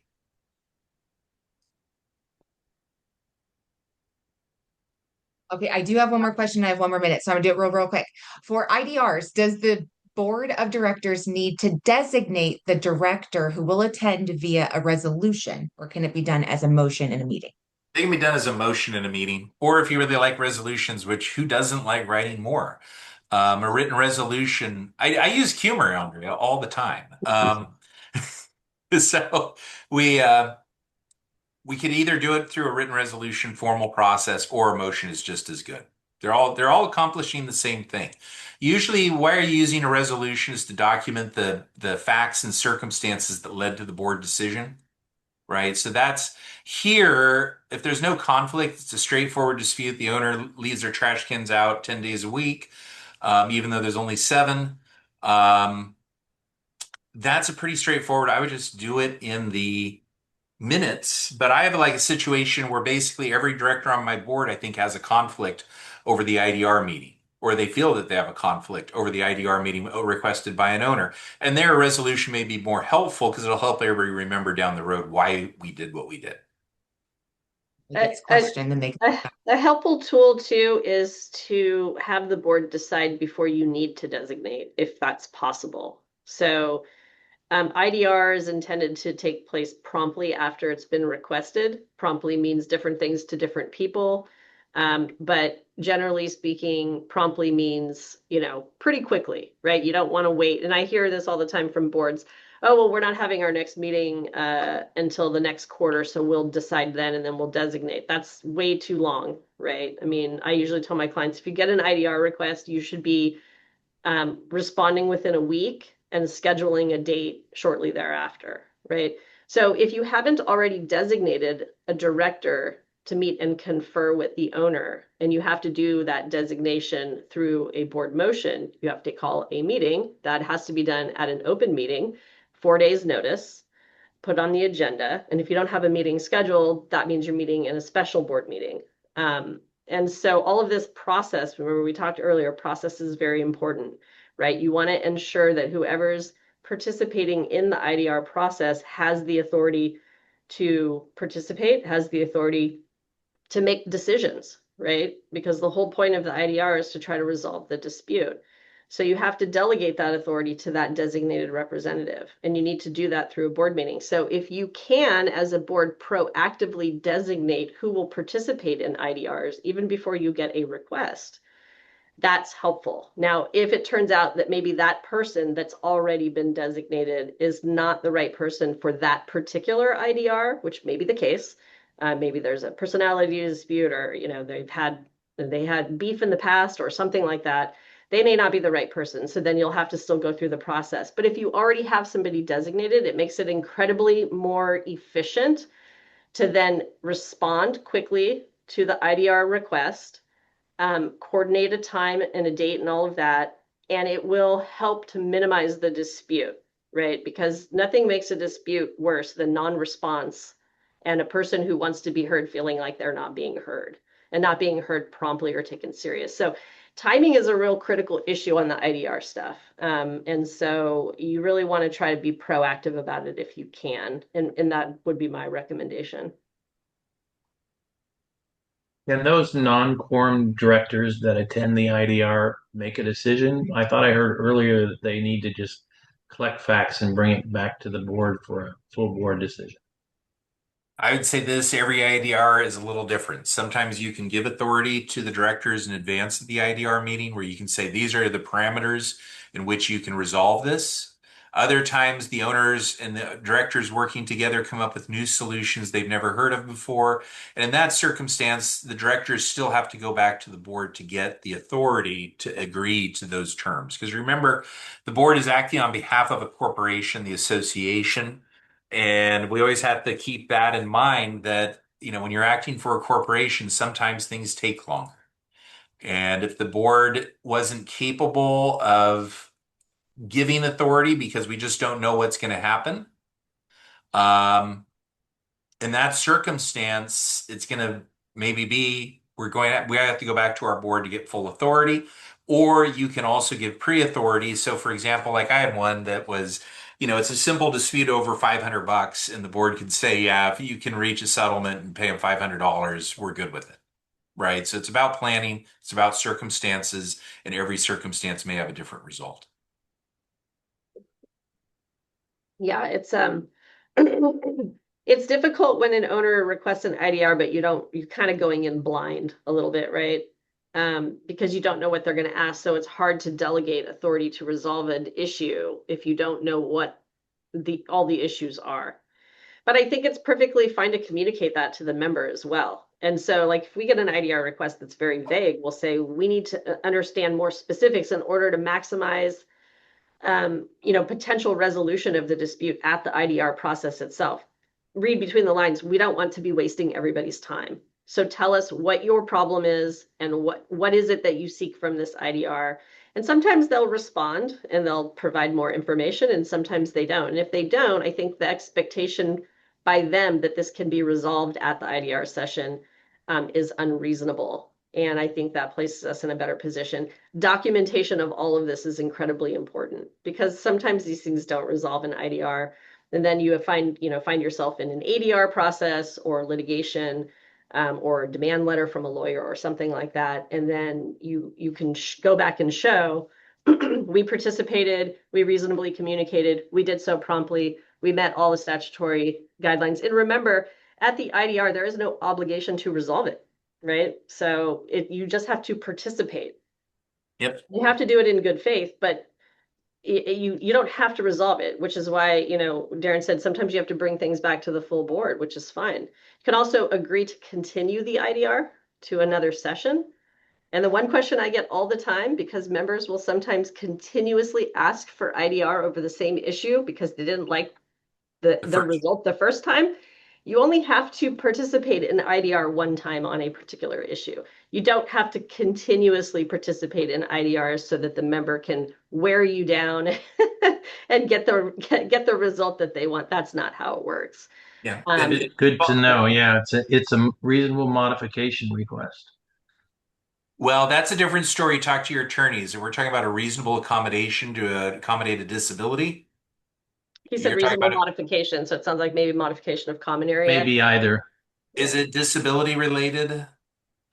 According to the resident, yes. Well, you take them seriously, take them at their word, talk to an attorney. This is high risk for the community.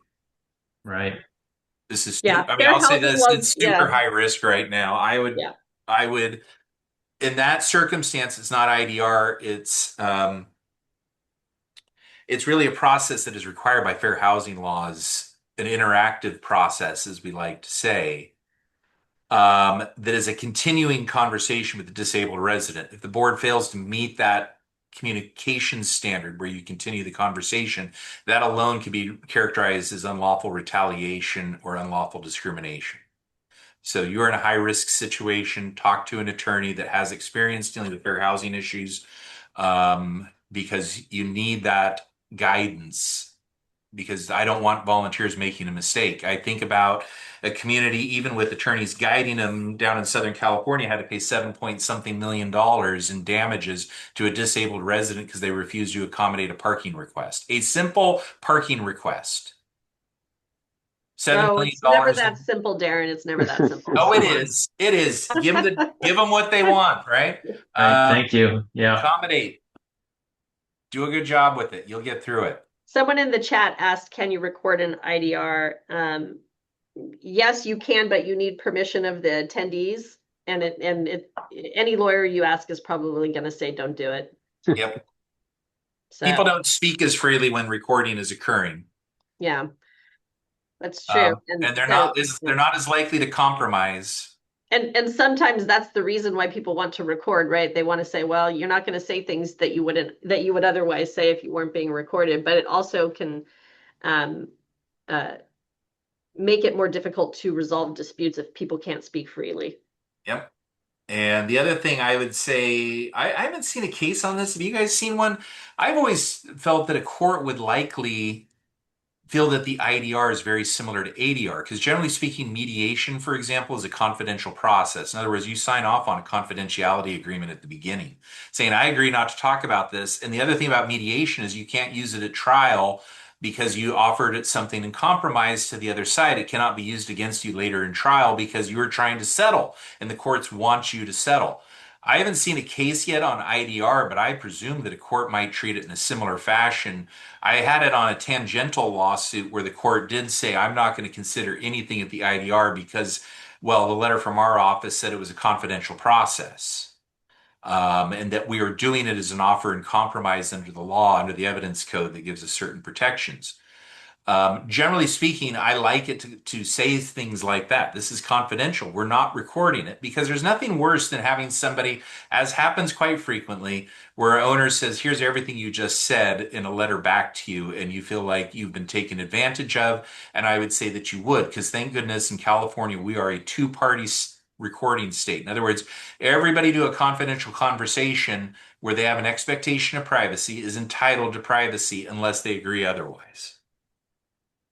Yeah, I will say I don't believe there's a case on the IDR confidentiality issue, but absent setting up confidentiality for that process, I don't believe that it is confidential, and we counsel our clients that before they participate in the IDR, that what you say and do in the IDR is not confidential, and so you need to be careful about what you say and what you do and what you record and what you write down.